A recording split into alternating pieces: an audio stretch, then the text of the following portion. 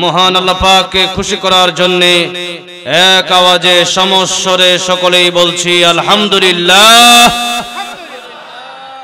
মুসলমানের আওয়াজ শিয়ালের মতো বিড়ালের মতো হতে পারে না। মুসলমানের আওয়াজ হবে সিংহের আওয়াজের মতো।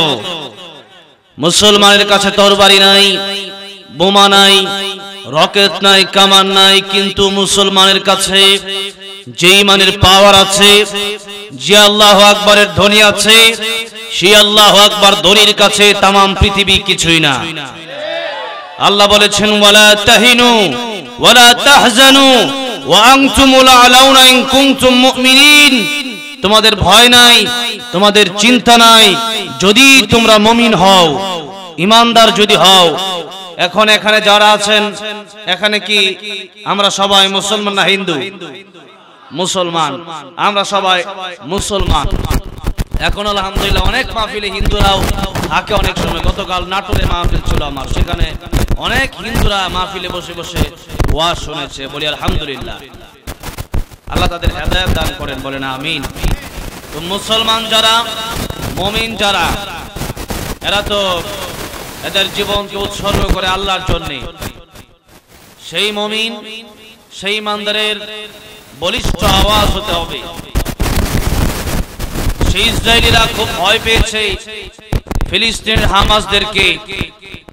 কেন ভয় পেয়েছে? তারা বুঝতে পেরেছে ফিলিস্তিনের লোকেরা বলে দিয়েছে, তোমরা তো জিহাদ করো, তোমরা তো যুদ্ধ করো, তোমরা তোমাদের টাকা পয়সার বিনিময়ে যুদ্ধ করো, তোমরা জীবন বাঁচানোর লক্ষ্যে যুদ্ধ করো যাতে করে তোমরা বাঁচতে পারো। আর মুসলমানরা বাঁচার জন্য জিহাদ করে না, মুসলমানরা আল্লাহর দ্বীনের জন্য, শহীদ হওয়ার জন্য জিহাদ করে। ঠিক কিনা বলে? এই জন্য মুসলমানদের কোনো ভয় নাই, কোনো চিন্তা নাই, মুমিনদের কোনো ভয় নাই, কোনো চিন্তা নাই। ইমানদারের আওয়াজ দিয়ে সকলেই উচ্চ কণ্ঠে বলেন আলহামদুলিল্লাহ।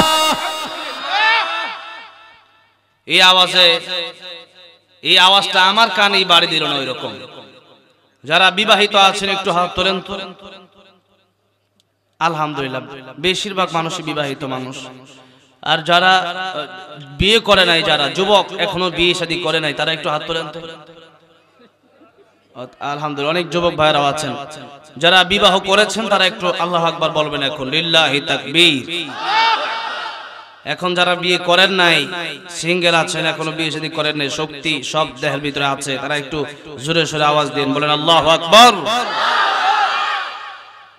তো এখন তো যুবকরাই পাস হয়েছে, ঠিক কিনা বলেন? আচ্ছা যাক, না আপনাদেরটা আলহামদুলিল্লাহ মুরব্বীরা যারা আছেন তাদের হয়েছে, আপনাদের সংখ্যাই বেশি। তো আল্লাহর কাছে সংখ্যায় বেশি দাম না, আল্লাহর কাছে দাম হলো ঈমানের। মানুষ কম হতে পারে, কিন্তু বদরে যেরকম 313 জন ছিলেন, আর সেদিকে কাফেররা ছিল 1000 কাফের। সেই 1000 কাফেরের সাথে যুদ্ধ করার জন্য 1000 কাফেরের প্রয়োজন হয় নাই, প্রয়োজন হয়েছিল মাত্র 313 জন সাহাবীর। সেই 313 জন জিহাদ করেছিল, যুদ্ধের ময়দানে গিয়েছিল, তরবারিও কম ছিল, ঘোড়া অস্ত্র শস্ত্র সব কম ছিল, এরপরও তাদের ঈমানের পাওয়ার ছিল বেশি। এই জন্য ঈমানের পাওয়ার দিয়ে জোরে বলেন আল্লাহু আকবার। এবার মোটামুটি একটা আওয়াজ আপনাদের হয়েছে। শেষ পর্যন্ত এই আওয়াজটা আপনাদের কাছে আমি চাই, আল্লাহ যেন আমার এই ইখলাসের সাথে আপনাদেরকে আমলের নিয়তে শোনার তৌফিক দান করেন, বলেন আমিন। সূরা বাকারার একখানা আয়াত কারিমা আপনাদের সামনে তিলাওয়াত করলাম। আল্লাহর পয়গম্বর বিশ্ব নবী সাইয়্যিদুল মুরসালিন খাতামুন নবিয়্যিন মুহাম্মদ মুস্তাফা সাল্লাল্লাহু আলাইহি ওয়াসাল্লামের জবান থেকে বের হওয়া অসংখ্য গরিত মুবারক বাণী থেকে গুরুত্বপূর্ণ একখানা বাণী আপনাদের সামনে পেশ করেছি। কুরআন আল কারীমের একটি আয়াত যদি আপনি আজকে শিখে যেতে পারেন, শুনে যেতে পারেন, কতটুকু লাভ হবে। নবীজি তার প্রিয় সাহাবী আবু যর রাদিয়াল্লাহু আনহু কে বলেন, আবু যর শোনো, একটা আয়াত যদি তুমি কোরআনের শেখার জন্য চেষ্টা করো, শিখতে পারো, তাহলে আল্লাহ রাব্বুল আলামিন তোমাকে 100 রাকাত নফল নামাজ পড়লে যে সওয়াব হতো, তার চাইতে বেশি সওয়াব আল্লাহ তোমার আমলনামায় দান করে দেবেন। 100 রাকাত নফল নামাজ আমাদের 1 ঘন্টায় কি পড়া সম্ভব বলেন? আর আমরা নফল নামাজ তো পরের কথা, আমরা তো ফরজেরই আমাদের খবর নাই। এই জন্য 100 রাকাত নফল নামাজ আমরা যদি আজকে একটা আয়াতও শিখে দিতে পারি, যদি আমরা 100 রাকাত নফল নামাজের সওয়াব পেয়ে যায়, কাল কিয়ামতের কঠিন ময়দানে ফরজ যখন কম হয়ে যাবে নফল হিসাব করা হবে, যার নফলের পাল্লা ভারী হবে, তখন সেই ব্যক্তি এই নফলের পাল্লা দিয়ে জান্নাতে যেতে পারবে। সুবহানাল্লাহ। আর সেদিন অনেকের নফলও কম থাকবে। আজকের এই কোরআনের ময়দানে এসেছেন, এক একটা আয়াত যদি আপনি শুনতে পারেন, শিখতে পারেন, তাহলে আপনারা এই মাহফিলে আসার কারণে কাল কিয়ামতের কঠিন ময়দানে হতে পারে আপনাদের এক একজনের নাজাতের ওসিলা।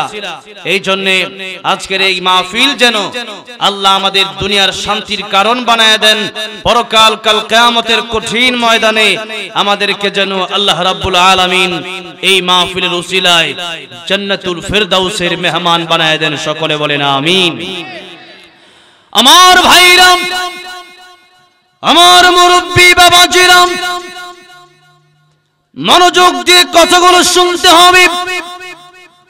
কোরআন শরীফের সূরা বাকারা আল্লাহ রাব্বুল আলামিন বলছেন, كيف تكفرون بالله وكنتم أمواتا فأحياكم ثم يميتكم ثم يحييكم ثم إليه ترجعون।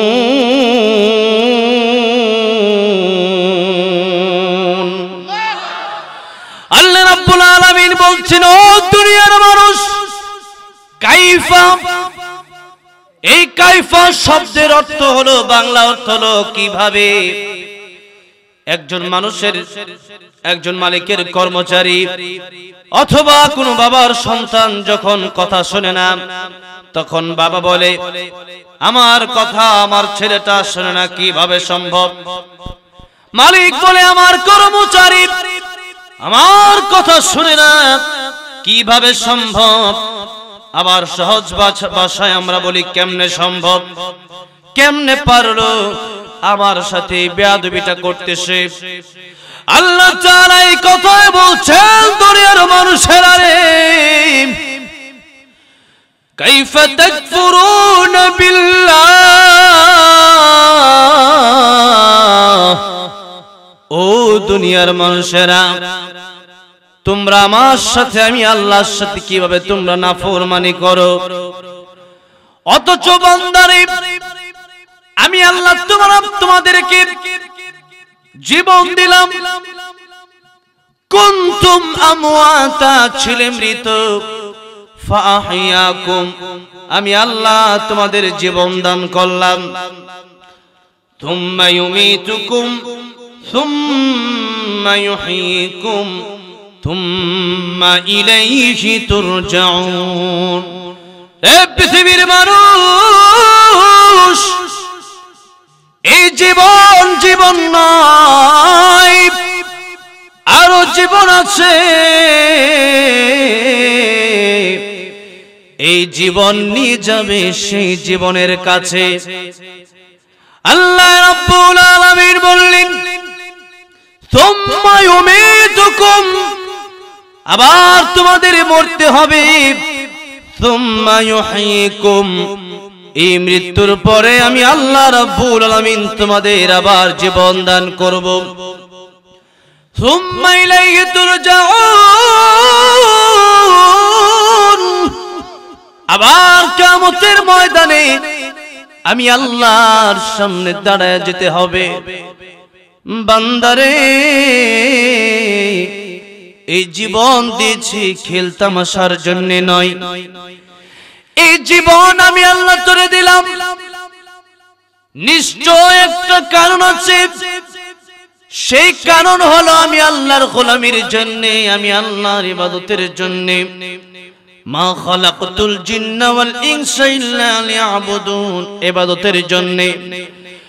আফাহাসিবতুম আন্নামা খালাকনাকুম عبثا وأنكم إلينا لا ترجعون মানুষ তোমরা কি মনে করেছো এই দুনিয়াতে আমি আল্লাহ অনর্থক তোমাদেরকে পাঠাইছি না রে বান্দা না না الذي خلق الموت والحياة ليبلوكم أيكم أحسن عملا وهو العزيز الغفور বান্দারে এই জীবন এই মরণ আমি আল্লাহ সৃষ্টি করলাম তোমাদের পরীক্ষার জন্য কে কার চাইতে ভালো আমল করতে পারো কে কার চাইতে উত্তম আমল করতে পারো সেই উত্তম আমলের জন্য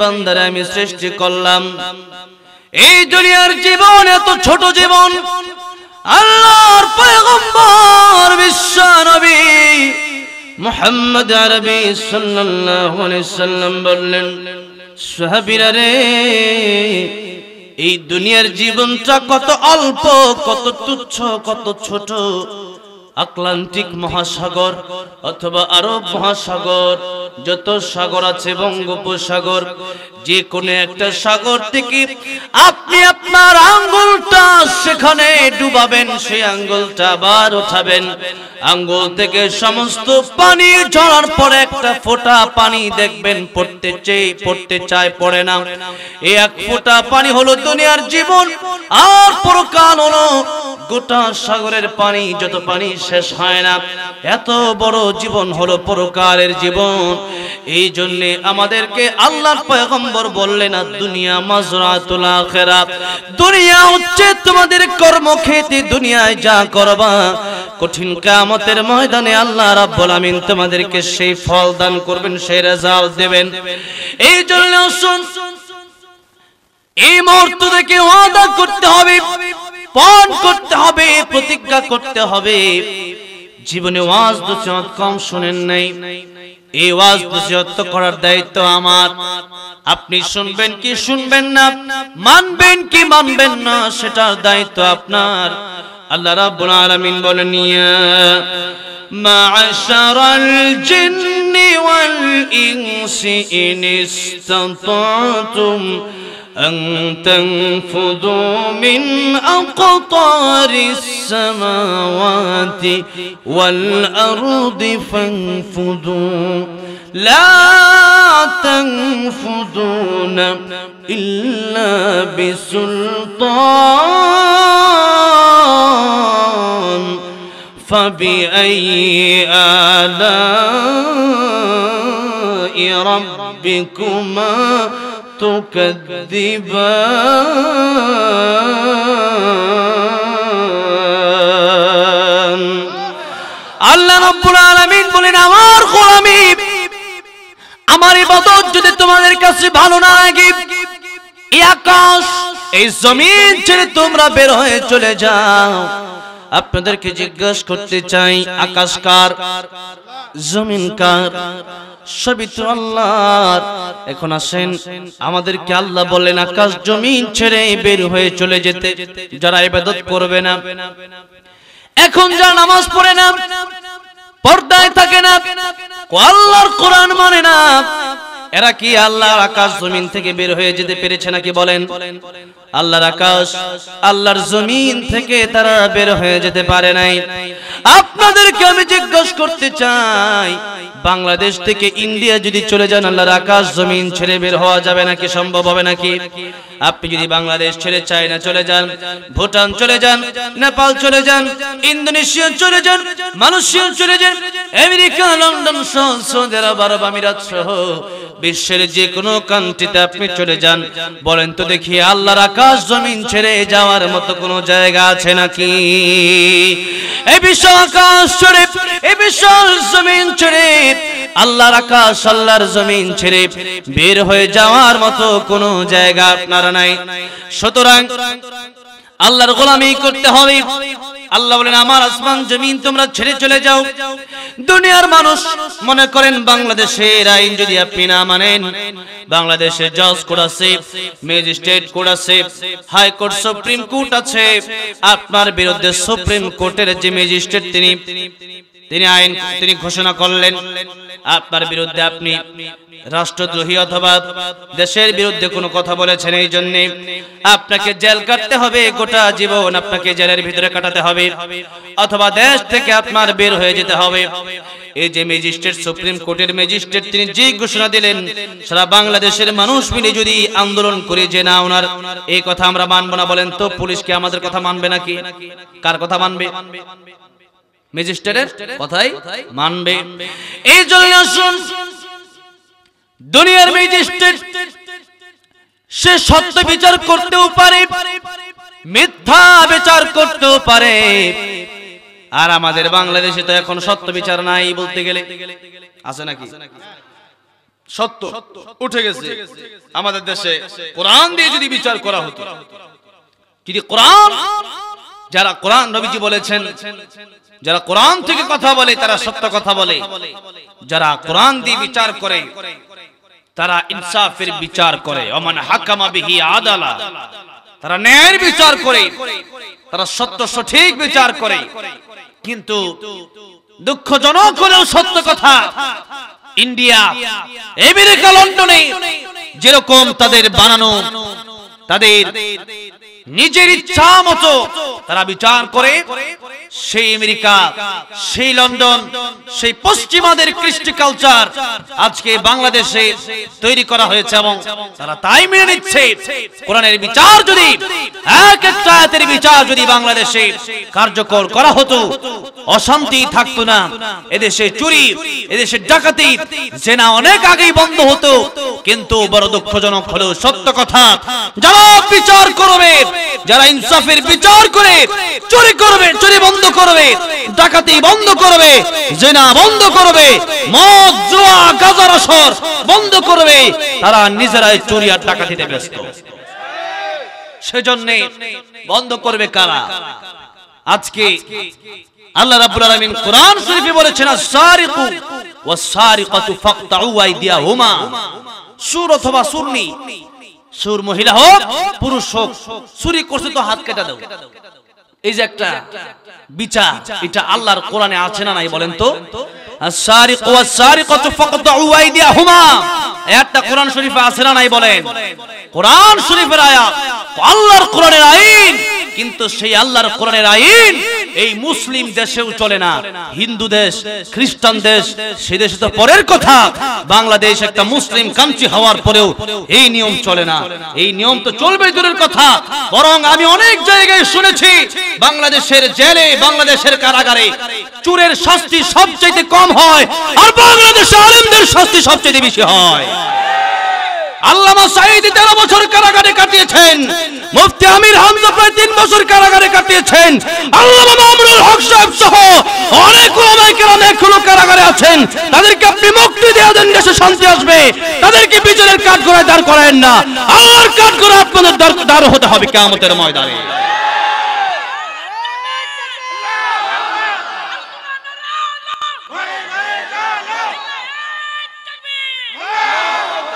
আমার ভাইরা, আজকে তারা এই কথাগুলো বলে, এই জন্যই তাদের জেলে যেতে হয়, কারাগারে যেতে হয়।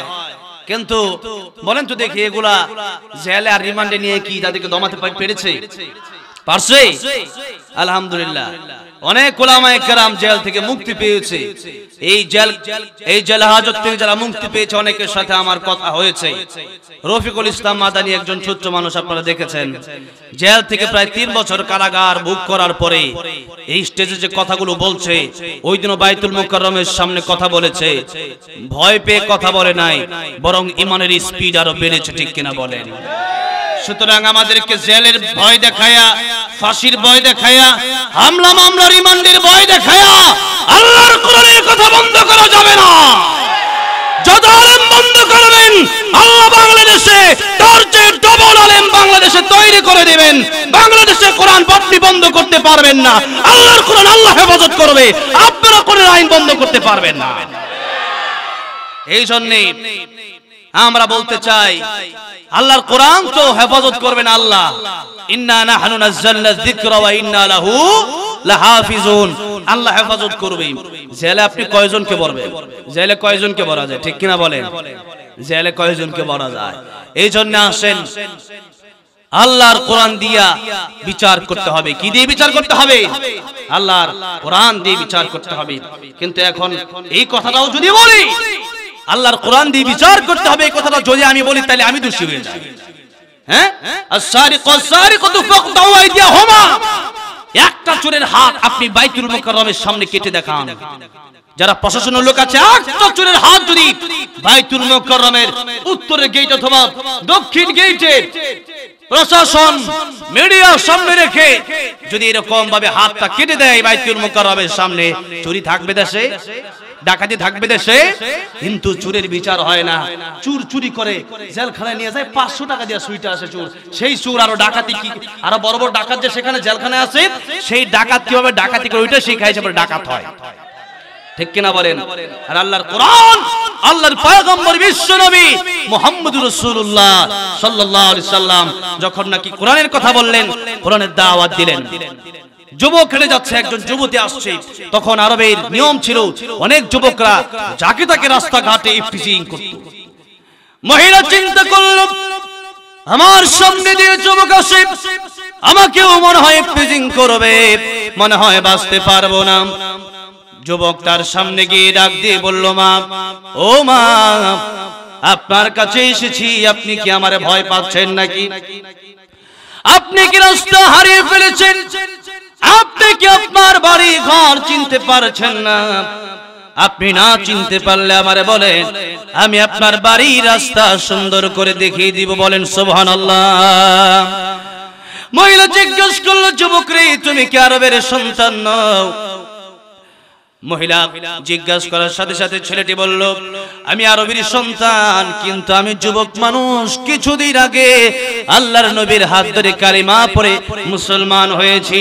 আল্লাহর হাবিব বিশ্ব নবী রাহমাতুল লিল আলামিন আমার শিক্ষা দিয়েছেন, তুমি যে জায়গায় যাও না কেন মনে রাখবা তুমি একা নও, তোমার সাথে আমার আল্লাহ আছেন। সাগরের তলদেশে গেলেও আমার আল্লাহ দেখবেন, পাহাড়ের তলদেশে গেলেও আমার আল্লাহ দেখবেন। পৃথিবীর যে কোনো প্রান্তে তুমি লুকাও না কেন, আমার আল্লাহ রাব্বুল আলামিন ঠিকই তোমারে দেখবেন। এই জন্যই এমন কোন জায়গায় গুনাহ করা যাবে না যেখানে অন্ধকার, গভীর রজনীতে গুনাহ করা যাবে না। কারণ গভীর রজনীতে গুনাহ করলে পরে পৃথিবীর কেউ দেখে না, আমার আল্লাহ রাব্বুল আলামিন দেখতেছেন। ঠিক কিনা বলেন? আমার আল্লাহ দেখতেছেন, এই বিষয়টা আমি জানতে পেরেছি।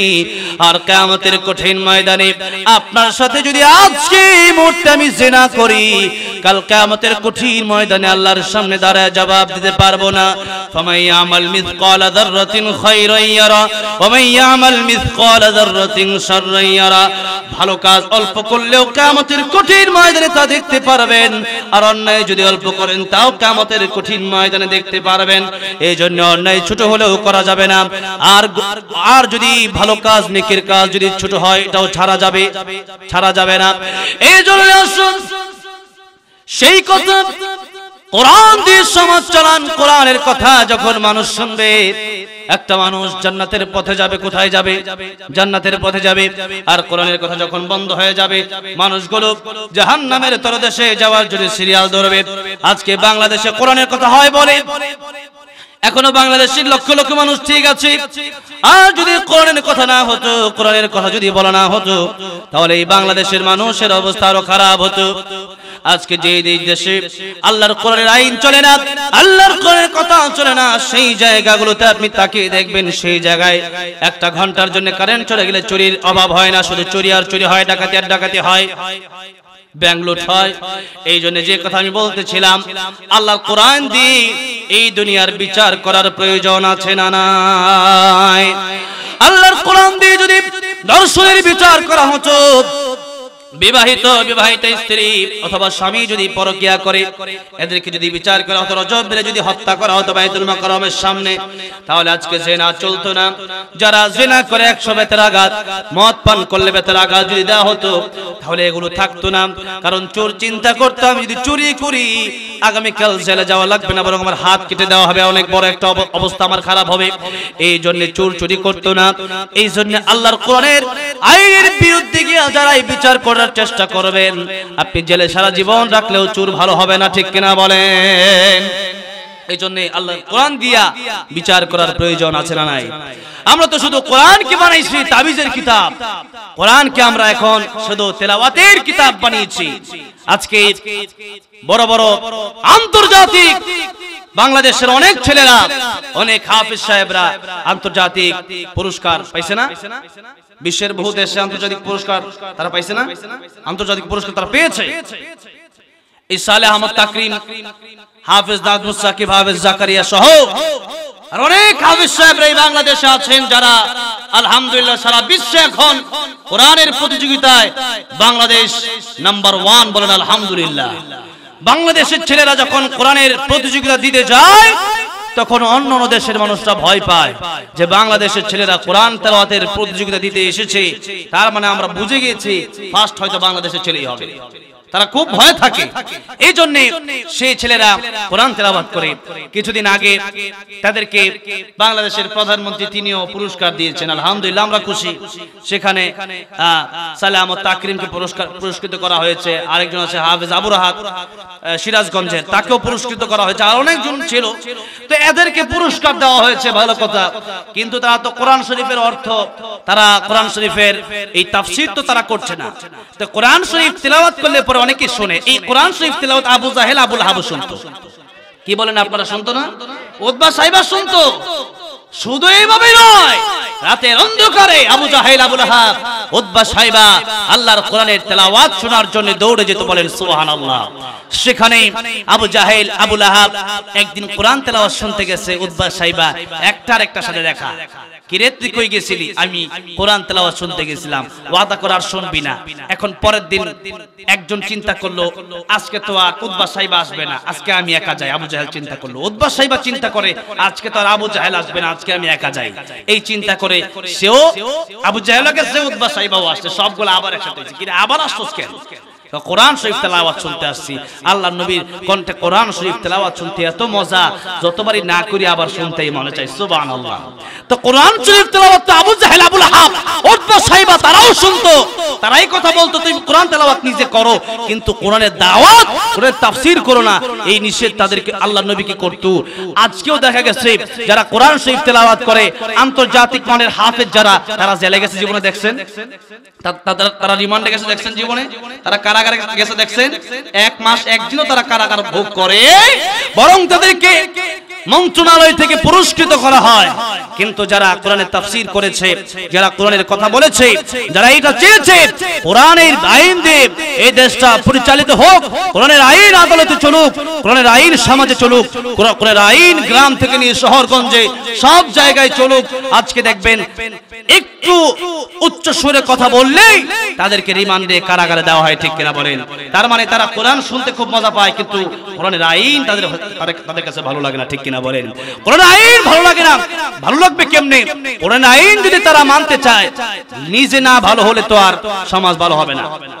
মানতে চাইলে তো একটা আইন যদি আমি মানি, একটা কথা যদি আপনারে বলি, সেটা আমার ভিতরে থাকা লাগবে না? তুই এখন যদি নেতা যদি বলে চুরি করা যাবে না, চুরি করলে হাত কাটা হবে, ডাকাতি করা যাবে না, বদমাইশি করা যাবে না, যদি নেতাইটা বলে, তাহলে তো নেতার ভালো হওয়া লাগবে। এখন নেতাই যদি চোর হয়, জনগণ ঠিক হবে কিভাবে, ঠিক কিনা বলে? এই জন্য বাংলাদেশের নেতাকে আগে ভালো হওয়া লাগবে। কিয়ামতের ময়দানে ইয়াউমা নাদউ কুল্লু নাসিম বিইমামিহিম, তাদের নেতাকে নেতা সহ ডাকা হবে, প্রত্যেকটা লোককে তার নেতা সহ ডাকা হবে, আপনাকে আপনার নেতা সহ ডাকা হবে। আপনারা জবান খুলে বলেন তো, আমাদের সবচেয়ে বড় নেতা, আমাদের মূল নেতা কি? বিশ্বনবী মুহাম্মদুর রাসূলুল্লাহ সাল্লাল্লাহু আলাইহি সাল্লাম। আচ্ছা, সেদিন নেতা যেখানে যাবে, কর্মীও সেখানে যাবে। নেতা আমাদের নবী জান্নাতে যাবে, এতে কোনো সন্দেহ আছে? আছে? কোনো সন্দেহ নাই।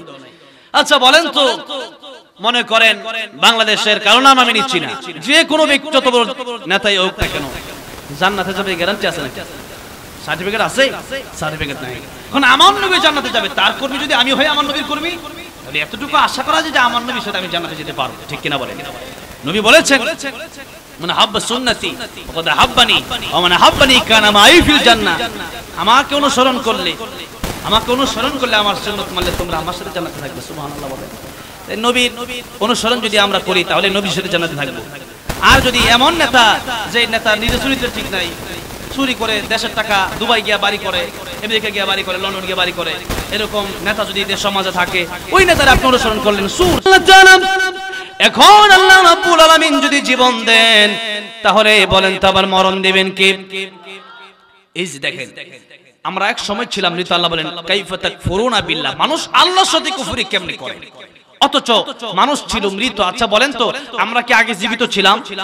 50, 60, 100 বছর আগে আমরা কেউ জীবিত ছিলাম? এখানে কেউ ছিলাম না। আবার 100 বছর পরে কি আমরা থাকবো? বলেন, আমরা থাকবো না।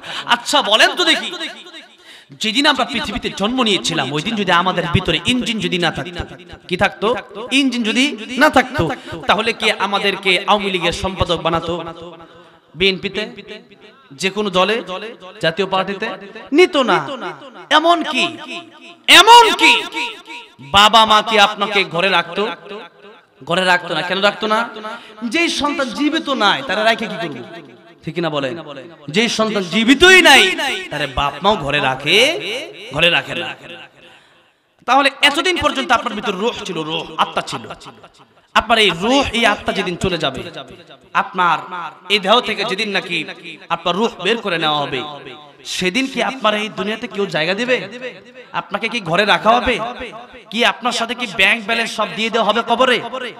3 টুকরা কাফনের কাপড় পরে পরকালের উদ্দেশ্যে আপনার রওনা দিতে হবে।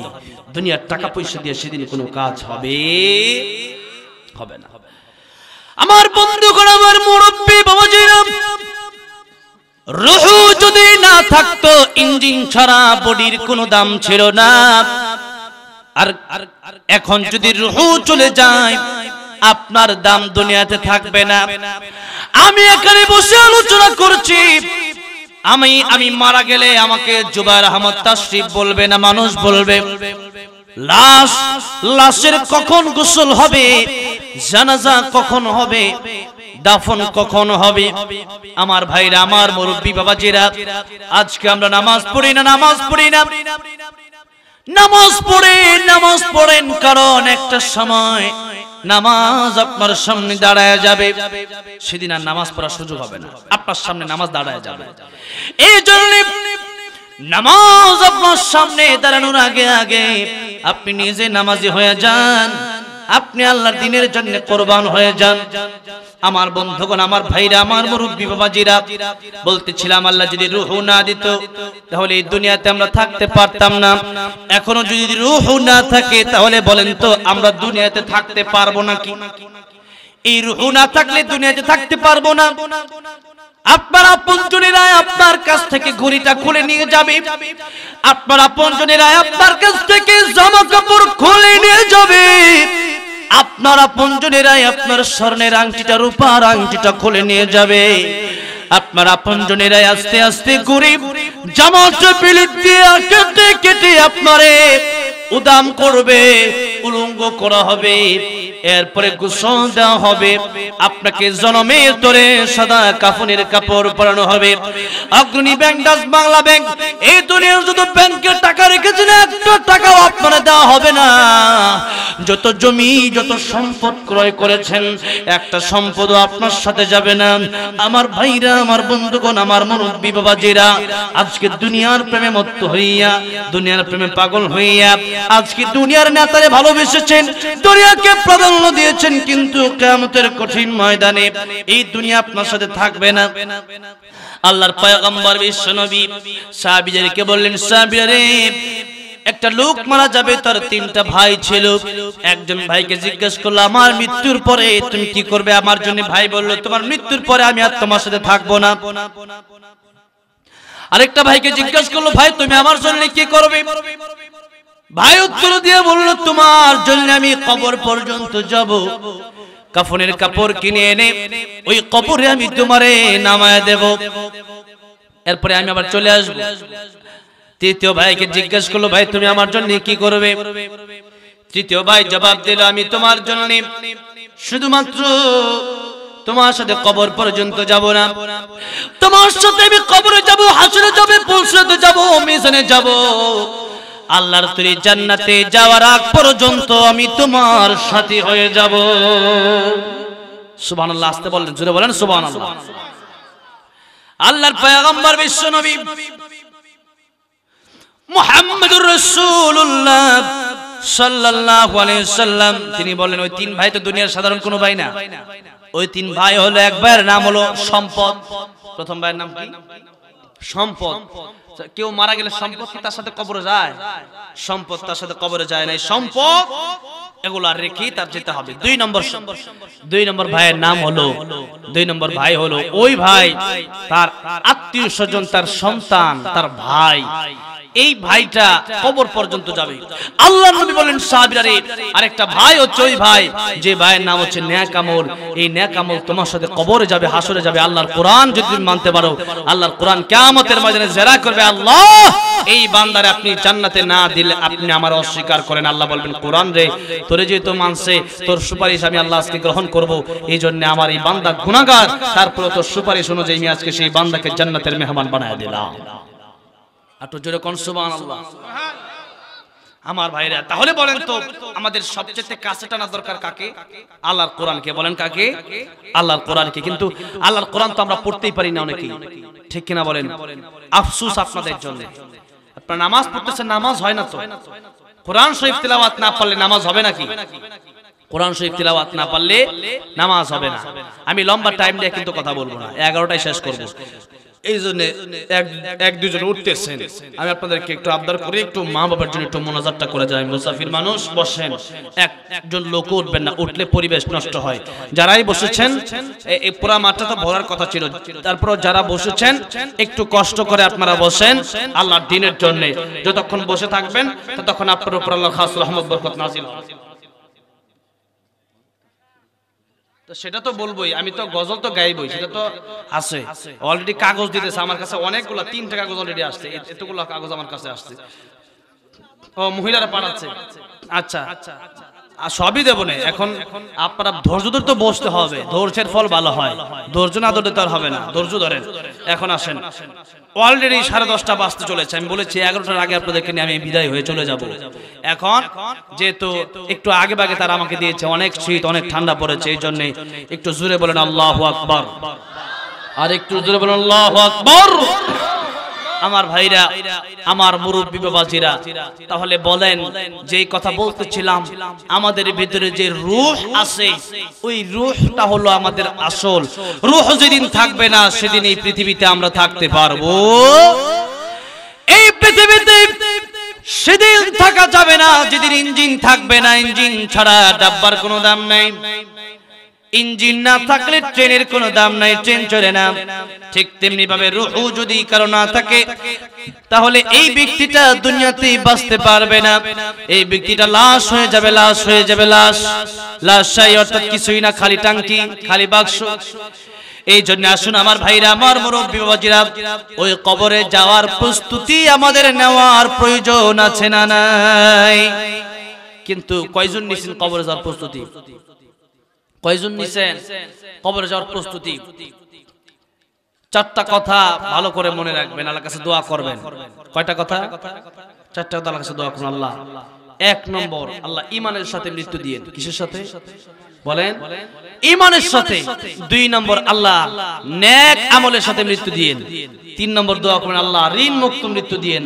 4 নম্বর দোয়া করবেন, আল্লাহ আমারে আপনি গুনাহ মুক্ত মৃত্যু দিয়েন। 2টা সহ আর 2টা ছাড়া। এই 4টা, 2টা সহ আর 2টা মুক্ত হয়ে যদি আপনি কবরে যেতে পারেন, আপনি জান্নাতি। সুবহানাল্লাহ বলেন। 100% আপনি জান্নাতি। তাহলে যদি আপনার ঈমান থাকে, নেক আমল থাকে, গুনাহ না থাকে, আর ঋণ না থাকে, কিন্তু আমাদের অনেকের ঋণ থাকার পরেও আমরা এটাকে কিছু মনে করি না। একজনের কাছে 10,000 টাকা মেরে দিয়েছি, এরপর আমরা মনে করি মারছি তো মারছি, না দিলে আর কি হবে। কিন্তু না দিলে কি হবে না, আল্লাহ বলেন আমি কিয়ামতের ময়দান কায়েম করব। এই জন্য ইন্না সাআতা আতিয়াতুন আকাদু উখফিহা লিতুজজা কুল্লু নাফসিন বিমা তাসআ। আমি আল্লাহ কিয়ামতের মাঠে এই জন্য কায়েম করব যাতে করে তোমাদের বিচার করতে পারি। কিসের জন্য আল্লাহ কিয়ামতের মাঠ কায়েম করবেন? বিচার করার জন্য। আমার ভাইরা, আমার মুরব্বি বাবাজিরা, সেই কবরের প্রস্তুতি যদি আমাদের নিতে হয়, একটা হাদিস শরীফ আপনাদের সামনে তেলাওয়াত করেছিলাম। আল্লাহর পয়গম্বর বলেন ইগতানিম খামসান ক্বাবলা খামসিন শাবাবাকা ক্বাবলা হারামিক। 5টা সময় আসার আগে তোমরা 5টা সময়কে গনিমত মনে করে মূল্য দাও। কয়টা সময়? 5টা। 1 নম্বর শাবাবাকা ক্বাবলা হারামিক। 1 নম্বর আল্লাহ নবী বলেন যুবকদের কথা। কাদের কথা বলেন? যুবক যারা আছেন, আল্লাহ নবী বলেন যুবকরা তোমরা ভালো হয়ে চলো। মুরব্বি হয়ে গেলে পরে কষ্ট হয়ে যাবে, মুরব্বি হয়ে গেলে পরে দেখা যাবে ইবাদত করার শক্তি থাকবে না। নাম্বার 2 হলো সিহহাতুকা ক্বাবলা সাকামিক। সুস্থ থাকা অবস্থায় আল্লাহর গোলামি করো, আল্লাহর ইবাদত করো। অসুস্থ হয়ে গেলে পরে আল্লাহর ইবাদত করা কষ্ট হয়ে যাবে। নাম্বার 3 হলো গিনাকা ক্বাবলা ফাকরিক। টাকা পয়সা আছে, টাকা পয়সা আল্লাহর রাস্তায় দান করে দাও। সকাল বেলার ধনী তুমি, ফকির সন্ধ্যা বেলা। আজকে আপনার টাকা পয়সা আছে, আগামী কাল নাও থাকতে পারে। আজকে যার টাকা পয়সা নাই আল্লাহ তারা আবার ধনী বানায় দিতে পারে কি পারে না? আল্লাহ তাআলার ইচ্ছা হলে আল্লাহ তাআলা ধনী বানাই দিতে পারে, আবার গরীবও বানাই দিতে পারে কি পারে না? আল্লাহ পারে। ওয়া তুইজ্জু মান তাশাউ ওয়া তুদিল্লু মান তাশাউ বিয়াদিকাল খায়র ইন্নাকা আলা কুল্লি শাইইন কাদির। আল্লাহ যারা চান তারা ইজ্জত দান করেন, যাকে চান তাকে জিল্লত দান করেন। এই জন্য আসেন আল্লাহ হচ্ছে সবকিছুর মালিক, আল্লাহর কাছে সব ক্ষমতা। এখন আল্লাহ নবী বললেন টাকা পয়সা আছে, এই টাকা পয়সা থাকা অবস্থায় আল্লাহর রাস্তায় কিছু টাকা পয়সা দান কইরো। আর না হলে কিডনি নষ্ট হয়ে গেলে পরে জমি বিক্রি করেও কিডনি ভালো করা যাবে। টাকা পয়সা এমনি খরচ করবেন না, আবার অন্যদিকে খরচ আল্লাহ করাই দিতে পারে। এই জন্য কিডনি নষ্ট হয়ে গেলে, লিভার নষ্ট হয়ে গেলে, অনেক গরিব মানুষ দেখবেন টাকা পয়সার অভাব নাই কিন্তু শান্তি নাই। ঠিক কিনা বলেন? এমন লোক আছে না নাই আমাদের দেশে? অভাব নাই, টাকা পয়সা আছে কিন্তু শান্তি নাই। আরেক লোক আছে 3 বেলা খাইতে পারে না, কিন্তু সে দেখবেন সব সময় বলে আলহামদুলিল্লাহ। কি বলে? সব সময় কি বলে? আলহামদুলিল্লাহ বলে। আপনার জীবনে যত বিপদ থাকুক না কেন, যত মুসিবত থাকুক না কেন, আপনি পড়ে নিবেন আলহামদুলিল্লাহ ভালো আছি। যেমনই আছি আলহামদুলিল্লাহ। কেমন আছি? ভালো আছি। এই ভালো আছি যদি বলতে পারেন আলহামদুলিল্লাহ, তারপরে আপনি শান্তিতে থাকবেন। কিন্তু আমাদের দেশে সমস্যা হইলো যার টাকা পয়সাটা কম, আমার আল্লাহ বানাইছে গরিব, আমারে কি আল্লাহ দেখলো না? আর যার আছে সে আল্লাহর চিনেই না, এরকম একটা গরম গরম ভাব দেখায়। এই জন্য এই দুইটা থেকে একটাও করা যাবে না। আল্লাহ নবীর 2 জন জামাতা ছিলেন, একজনের নাম হচ্ছে হযরত আলী আর একজনের নাম হচ্ছে হযরত উসমান রাদিয়াল্লাহু আনহুমা। এই আলী রাদিয়াল্লাহু আনহু আর উসমান রাদিয়াল্লাহু আনহু, এই যে 2 জন, উসমান রাদিয়াল্লাহু তার নামের শেষে আছে গনি। গনি মানে গনি কারে বলা হয়? শিল্পপতি যারা, এদেরকে গনি বলা হয়। সুবহানাল্লাহ বলেন। উসমান রাদিয়াল্লাহু আনহু মদিনাতুল মুনাওয়ারা যাওয়ার পরে নবীজি বললেন কে আসো, আমারে একটু পানির ব্যবস্থা করে দিতে পারবা তোমরা? যে আমারে একটু মিষ্টি পানির ব্যবস্থা করে দিতে পারবা? পানি শুধু নুনতা নুনতা পানি, তো এখন নুনতা পানির কারণে আমার কষ্ট হয় পানি খেতে, পানি পান করতে। তোমরা কে আসো, আমার একটু মিঠা পানির ব্যবস্থা করে দিতে পারবা? আমি নবী, তার জন্য আমি নবী হাউজে কাউসারের পানির ব্যবস্থা করব। সুবহানাল্লাহ বলেন। মদিনার লোকেরা একজন আরেকজনের দিকে তাকায়, মাথা নিচু হয়ে গেছে। আল্লাহর নবীর জন্য মিঠা পানির ব্যবস্থা কিভাবে তারা করবে? মিঠা কুয়া তাদের সন্ধানে নাই। আল্লাহর নবী, বিশ্ব নবী বললেন সাহাবীরা রে, শুধু হাউজে কাউসারের পানি নয়, আমারে মিঠা পানির ব্যবস্থা যে ব্যক্তি করে দিতে পারবে আমি তার জন্য জান্নাতের জিম্মাদার হয়ে যাব। চিৎকার দিয়ে বলেন সুবহানাল্লাহ।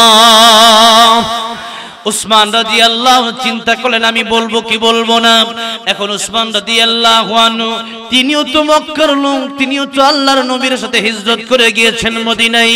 উসমান রাদিয়াল্লাহু আনহু তিনি চিন্তা করলেন ঠিক আছে আগে বলে দেই, আমার আগে যেন কেউ বলতে না পারে। আল্লাহু আনহু আল্লাহর পয়গম্বর বিশ্ব নবী রাহমাতুল লিল আলামিনকে ডেকে বললেন ইয়া রাসূলুল্লাহ ইয়া হাবিবাল্লাহ, ওগো নবীজি আমি আপনার জন্য মিঠা পানির ব্যবস্থা করব ইনশাআল্লাহ। এবার আল্লাহর পয়গম্বর বিশ্ব নবী মুহাম্মদুর রাসূলুল্লাহ সাল্লাল্লাহু আলাইহি সাল্লাম ডাক দিয়ে বললেন উসমান, মদিনার লোকেরা আমার জন্য ঠান্ডা পানির ব্যবস্থা করতে পারে না, মিঠা পানির ব্যবস্থা করতে পারে না, তুমি কেমনে পারবে? তোমার বাড়ি কি মদিনায় না মক্কায়? উসমান ডেকে বলে ইয়া রাসূলুল্লাহ ইয়া হাবিবাল্লাহ, আমার বাড়ি তো মক্কায়। উসমান তাহলে তুমি আমার পানি দিবে কেমনে? উসমান ডাক দিয়ে বলে ইয়া রাসূলুল্লাহ ইয়া হাবিবাল্লাহ, আল্লাহর নবী গো আপনি যেহেতু জান্নাতের জিম্মাদার আছেন, ওই জান্নাতের সুসংবাদ তারে দিয়েছেন যে আপনার মিঠা পানির ব্যবস্থা করতে পারবে। ইয়া রাসূলুল্লাহ ইয়া হাবিবাল্লাহ, আমি আপনার মিঠা পানির ব্যবস্থা করতে পারবো কি পারবো না সেটা আমি জানি না, যত কষ্ট আমার হোক না কেন আমি আপনার মিঠা পানির ব্যবস্থা করব ইনশাআল্লাহ। এবার আল্লাহর পয়গম্বর বিশ্ব নবী উসমানকে বলেন উসমান রে শরফ, তুমি মদিনার ওই গলি খুঁজতে থাকবে, খুঁজতে থাকবে, কুয়া খুঁজতে থাকবে, পানির কুয়াগুলো খুঁজতে থাকবে।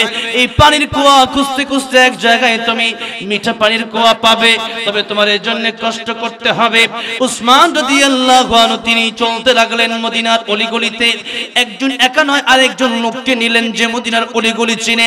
ঘুরতে ঘুরতে ঘুরতে ঘুরতে অনেকগুলো কুয়া শেষ করলেন, খুঁজতে খুঁজতে কুয়ার পানিগুলো মিঠা পানি উঠাতে পারে না, যে পানি টেস্ট করে সেটাই তার কাছে লবণাক্ত লাগে। উসমান রাদিয়াল্লাহু আনহু চিন্তায় পড়ে গেলেন আর বলে আল্লাহ, আমার নবীজির জন্য কি আমি মিঠা পানির ব্যবস্থা করতে পারবো না? আমার নবীজি জান্নাতের জিম্মাদার হয়ে যাবে যদি পানির ব্যবস্থা করতে পারি। আল্লাহ রাব্বুল আলামিন মিঠা পানির ব্যবস্থা কি হবে না? ঘুরতেছেন ঘুরতেছেন অনেকগুলো কুয়া খুঁজলেন, কুয়া খুঁজতে খুঁজতে খুঁজতে খুঁজতে প্রায় সবগুলো মদিনার কুয়া শেষ করলেন, কিন্তু পানি খুঁজে পায় না, মিঠা পানি খুঁজে পায় না, কারণ ওই এলাকার পানিগুলাই হচ্ছে লবণাক্ত পানি। হঠাৎ করে একজন লোক রাস্তা দিয়ে যায়, উসমান রাদিয়াল্লাহু আনহুকে জিজ্ঞেস করলো তুমি কে, কি জন্য এখানে এসেছো, কি খুঁজতেছো, তো পেরেশান কেন? হযরত উসমান ডাক দিয়ে বলল ভাই রে, মদিনা শরীফের অনেকগুলো কুয়া আমি খুঁজলাম মিঠা পানির তালাশের উদ্দেশ্যে, আমার নবীর জন্য মিঠা পানি তালাশ করলাম, মিঠা পানি আমি পাইলাম না। আমার নবী যে বলেছেন মিঠা পানি যদি আমার নবীরে পান করাইতে পারি, আমার নবী হাউজে পাক কাউসারের পানি পান করাবে, জান্নাতের জিম্মাদার হবে। আজকে যদি আমি মিঠা পানিটা দুনিয়াতে ব্যবস্থা না করতে পারি তাহলে এটা কেমন দেখা যায়? এমন সময় লোকটা ডাক দিয়ে বলল আল্লাহর কি কারিশমা, আল্লাহর কি কুদরত, এই মদিনায় কোনো কুয়া নাই, কিন্তু ওই জায়গায় গিয়ে দেখবে একটা কুয়া আছে, যে কুয়ার পানি অত্যন্ত মিঠা। বলেন সুবহানাল্লাহ, আর তো জোরে কন্যা সুবহানাল্লাহ। এবার উসমান রাদিয়াল্লাহু আনহু মদিনায় জান্নাতুল বাকিতে, সেই জায়গা হলো জান্নাতুল বাকি, সেখানে গিয়া দেখলো একটা জায়গা, সেখানে একটা কুয়া আছে, মিঠা পানি পাওয়া যায়। উসমান রাদিয়াল্লাহু আনহু সেই জায়গায় যাওয়ার পরে বার সেখানে তাকায় দেখলো কুয়ার কোনো মালিক নাই। উসমান রাদিয়াল্লাহু আনহু চিন্তা করলো কুয়ার যদি মালিক না থাকে আমার নবীর আমি দিয়ে দেব কেমনে? আমি তো বলেছিলাম আমার নবীর জন্য এই কুয়াটা দেব, যদি আমি কোনো কুয়া পাই মিঠা পানির ব্যবস্থা করব। উসমান রাদিয়াল্লাহু আনহু তিনি চিন্তা করলেন এই লোক আছে নাকি, যে লোকের কুয়া খুঁজে খুঁজে দেখা গেল লোকটা বেঁচে নাই, লোকের কোনো সন্তান নাই, লোকের একজন স্ত্রী আছে অনেক দূরে তার বাড়ি। সেই বুড়ি স্ত্রীর কাছে গেল উসমান রাদিয়াল্লাহু আনহু, বুড়িকে ডাক দিয়ে বলল বুড়ি মা, আপনি কি আমারে ওই কুয়াটা আমার কাছে আপনি বিক্রি করবেন? রাসূলুল্লাহর জন্য আমি ওয়াকফ করে দেব, রাসূলুল্লাহর পরিবারের জন্য।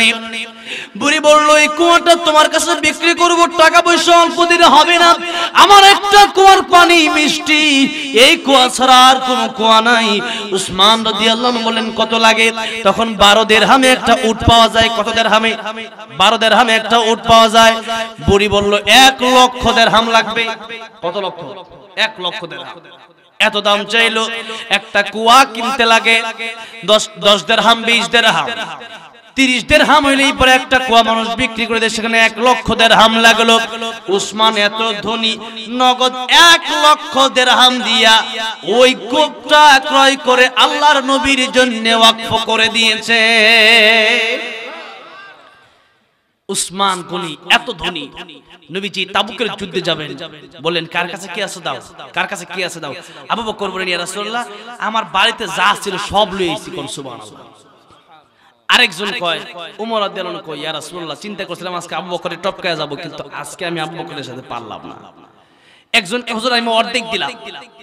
এবার উসমান গনি রাদিয়াল্লাহু আনহু তিনি বললেন ইয়া রাসূলুল্লাহ ইয়া হাবিবাল্লাহ 100 150 500 1000 2000 বুঝি না, কত ঘোড়া কত তরবারি লাগবে আপনি আমারে বলেন, আমি যত শত উট, যত শত ঘোড়া, যত শত হাজার তরবারি লাগে, যত লাগবে আমি উসমান ততই দিব। বলেন সুবহানাল্লাহ। কোন সংখ্যা বুঝি না।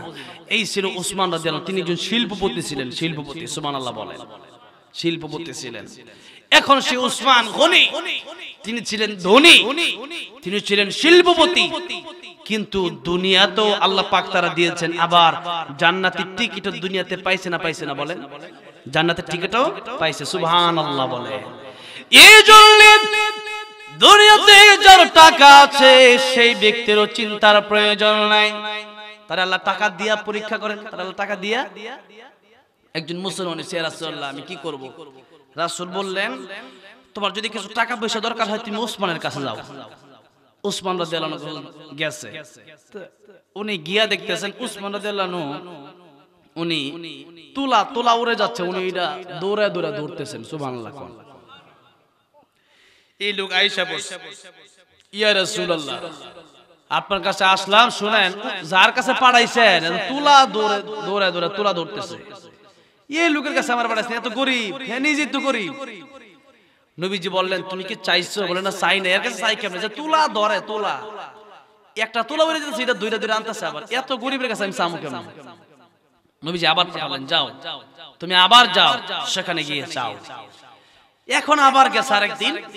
ওই দিন উসমান রাদিয়াল্লাহু আনহুর কাছে যাওয়ার পরে সে তাকায় দেখতেছে একটা তার খাদেম, উসমান রাদিয়াল্লাহু আনহু খাদেম তেল ভরতেছে, দুই জায়গায় তেল ভরতে, দুই বোতলে তেল ভরতে ভরতে 1 ফোঁটা তেল জমিনে পড়ে গেছে। এই জন্য খাদেমটা ধমক দিচ্ছে 1 ফোঁটা তেলের জন্য, তাও কেরাসিন, সরিষার তেলের লেগে গেল, কেরাসিন তেলের জন্য। সে আল্লাহর নবীর কাছে আবার এসেছে ইয়া রাসূলুল্লাহ এমন গরিব 1 ফোঁটা তেলের জন্য এত এমনি ধমক দেওয়া লাগে, এত গরিব 1 ফোঁটা তেল পড়ে গেছে, সহ্য করতে পারতেছে না, কেমন কৃপণ মানুষ। নবীকে তুমি চাইছো কোনা চাই নাই, নবীকে তুমি গিয়া চাইবা যাও। আবার গেছে, এবার ওখানে গিয়ে দেখে পিঁপড়া খাবার লয়ে যেতেছে, পিঁপড়ার মুখ থেকে খাবার রেখে দিতেছে। সুবহানাল্লাহ। নবীজির কাছে আইছে ইয়া রাসূলুল্লাহ এটা কার কাছে পাঠাইছেন? এই লোক তো পিঁপড়া খাউন না যায়, এটার মুখ থেকে খাউন রেখে দেয়, এ কেমন লোক? নবীজি বলেন তুমি চাও না কেন? বারবার খালি ঘটনা এসে একটা কও। এবার গিয়ে তুমি উসমানের কাছে বলবা নবীজি আমাকে পাঠিয়েছেন, আপনি আমারে কিছু সাহায্য করেন। এবার গিয়ে বলছে শুনেন আল্লাহর নবী আমারে পাঠাইছে, আমারে কিছু সাহায্য করেন। উসমান রাদিয়াল্লাহু আনহু বলেন ওখানে দেখবা একটা উটের পাল আছে, এই যতগুলো উট তোমার মনে চাই তুমি ততগুলো উট সেখান থেকে নিয়ে যাও। কোন সুবহানাল্লাহ। এবার কয় খোদা এই কাম হইল কি? হইল কি? দেখলাম কি আর করলো কি? উসমান রাদিয়াল্লাহু আনহু বলতেছেন শুনেন আপনি আপনার ঘটনা, আপনার রহস্য যতক্ষণ না বলবেন আমি আপনার কাছে উট নেব না। উসমান রাদিয়াল্লাহু আনহু বলেন কি হইছে বলো? আমি 3 বার আসছি আপনার কাছে এবং 4 বার আসলাম, আপনি আমারে তো বলবেন যে আপনি তুলা ধরেন কেন? 1 ফোঁটা কেরাসিনের তেল পড়ে গেছে তার ধমক দেন কেন? এরপরে এই এটা জানো কি? হ্যাঁ পিঁপড়ার মুখ থেকে খাওয়ানো রাখেন, কারণটা কি? উসমান রাদিয়াল্লাহু আনহু বললেন দেখো তুলা যে ধরতেছিলাম অনেক গরিব আছে যারা তাদের বালিশ নাই, যাদের ভালো একটা ল্যাপ নাই, কম্বল নাই। তো এই তুলাগুলো আমি ধরতেছি যাতে করে তুলাগুলো দিয়ে তাদেরকে বালিশ কম্বল ল্যাপ বানিয়ে দিতে পারি, তারা যেন একটু আরাম করে একজন গরিব হইলেও যেন ঘুমাতে পারে। সুবহানাল্লাহ। একটা তুলা যেন নষ্ট না হয়। এই যে তেল পড়ে গিয়েছিল, এই তেলটা আমার ব্যক্তিগত তেল না, এটা রাষ্ট্রীয় তেল। এই তেলটা দুইজনকে, দুইটা এলাকা, দুই গ্রুপকে ভাগ করে দিতে বলছি। এই তেলটা যখন পড়ে গেছে মাটিতে, তখন এই তেলটা পড়ে যাওয়ার কারণে এখন যেই গ্রুপের এক ফোঁটা কম পড়লো, তাতে এক ফোঁটা কম পড়লো, সমান সমান ভাগ হইল না। এখন এই এক ফোঁটা কম পড়ার কারণে আমার জবাব দিতে হবে আল্লাহর কাছে কিয়ামতের ময়দানে। এই এক ফোঁটা তেলের জন্য আমার জবাব দিতে হবে, তা আমার তেল না, জনগণের তেল। এক ফোঁটা যে পড়ছে আমার জবাব দিতে হবে না? এই জন্য আমি তার ধমক দিয়েছি এক ফোঁটা তেল কেন পড়লো। এরপর ওই এলাকাবাসীর কাছ থেকে আমি ক্ষমা চেয়ে নিয়েছি। বলেন সুবহানাল্লাহ। এক ফোঁটা তেলের জন্য ক্ষমা চাইছি। আর আমরা তো আরেকজনের গাছের কারু খুল্লা খাইলেও কোনো সমস্যা নাই, আরেকজনের গাছ থেকে মরিচ চুরি করে খাইলেও সমস্যা নাই, আরেকজনের গাছ থেকে বেগুন টমেটো চুরি করে খাইলেও সমস্যা নাই, আরেকজনের পকেটে 500 টাকা নিলে মনে ওরকম সমস্যা নাই। বান্দার হক আল্লাহ মাফ করবেন, আল্লাহর হক আল্লাহ মাফ করবে, বান্দার হক আল্লাহ মাফ করবে। এরপরে 3 নাম্বার উসমান রাদিয়াল্লাহু আনহু বলেন যে দেখো পিঁপড়াটা যে পিঁপড়াটা খাবার খাইছে, খায়া দেখতেছে আবার নিচ্ছে, আরেকটা পিঁপড়া এসে খাবার পাবে না, এই জন্য ওই পিঁপড়াটার জন্য আমি খাবার রাইখা দিয়েছি তার মুখ থেকে। সুবহানাল্লাহ। এই ছিল সাহাবায়ে কেরামদের নমুনা আদর্শ। ধনী ছিলেন, অপচয় করেন নাই, দুনিয়ারও ধনী আখিরাতেরও ধনী।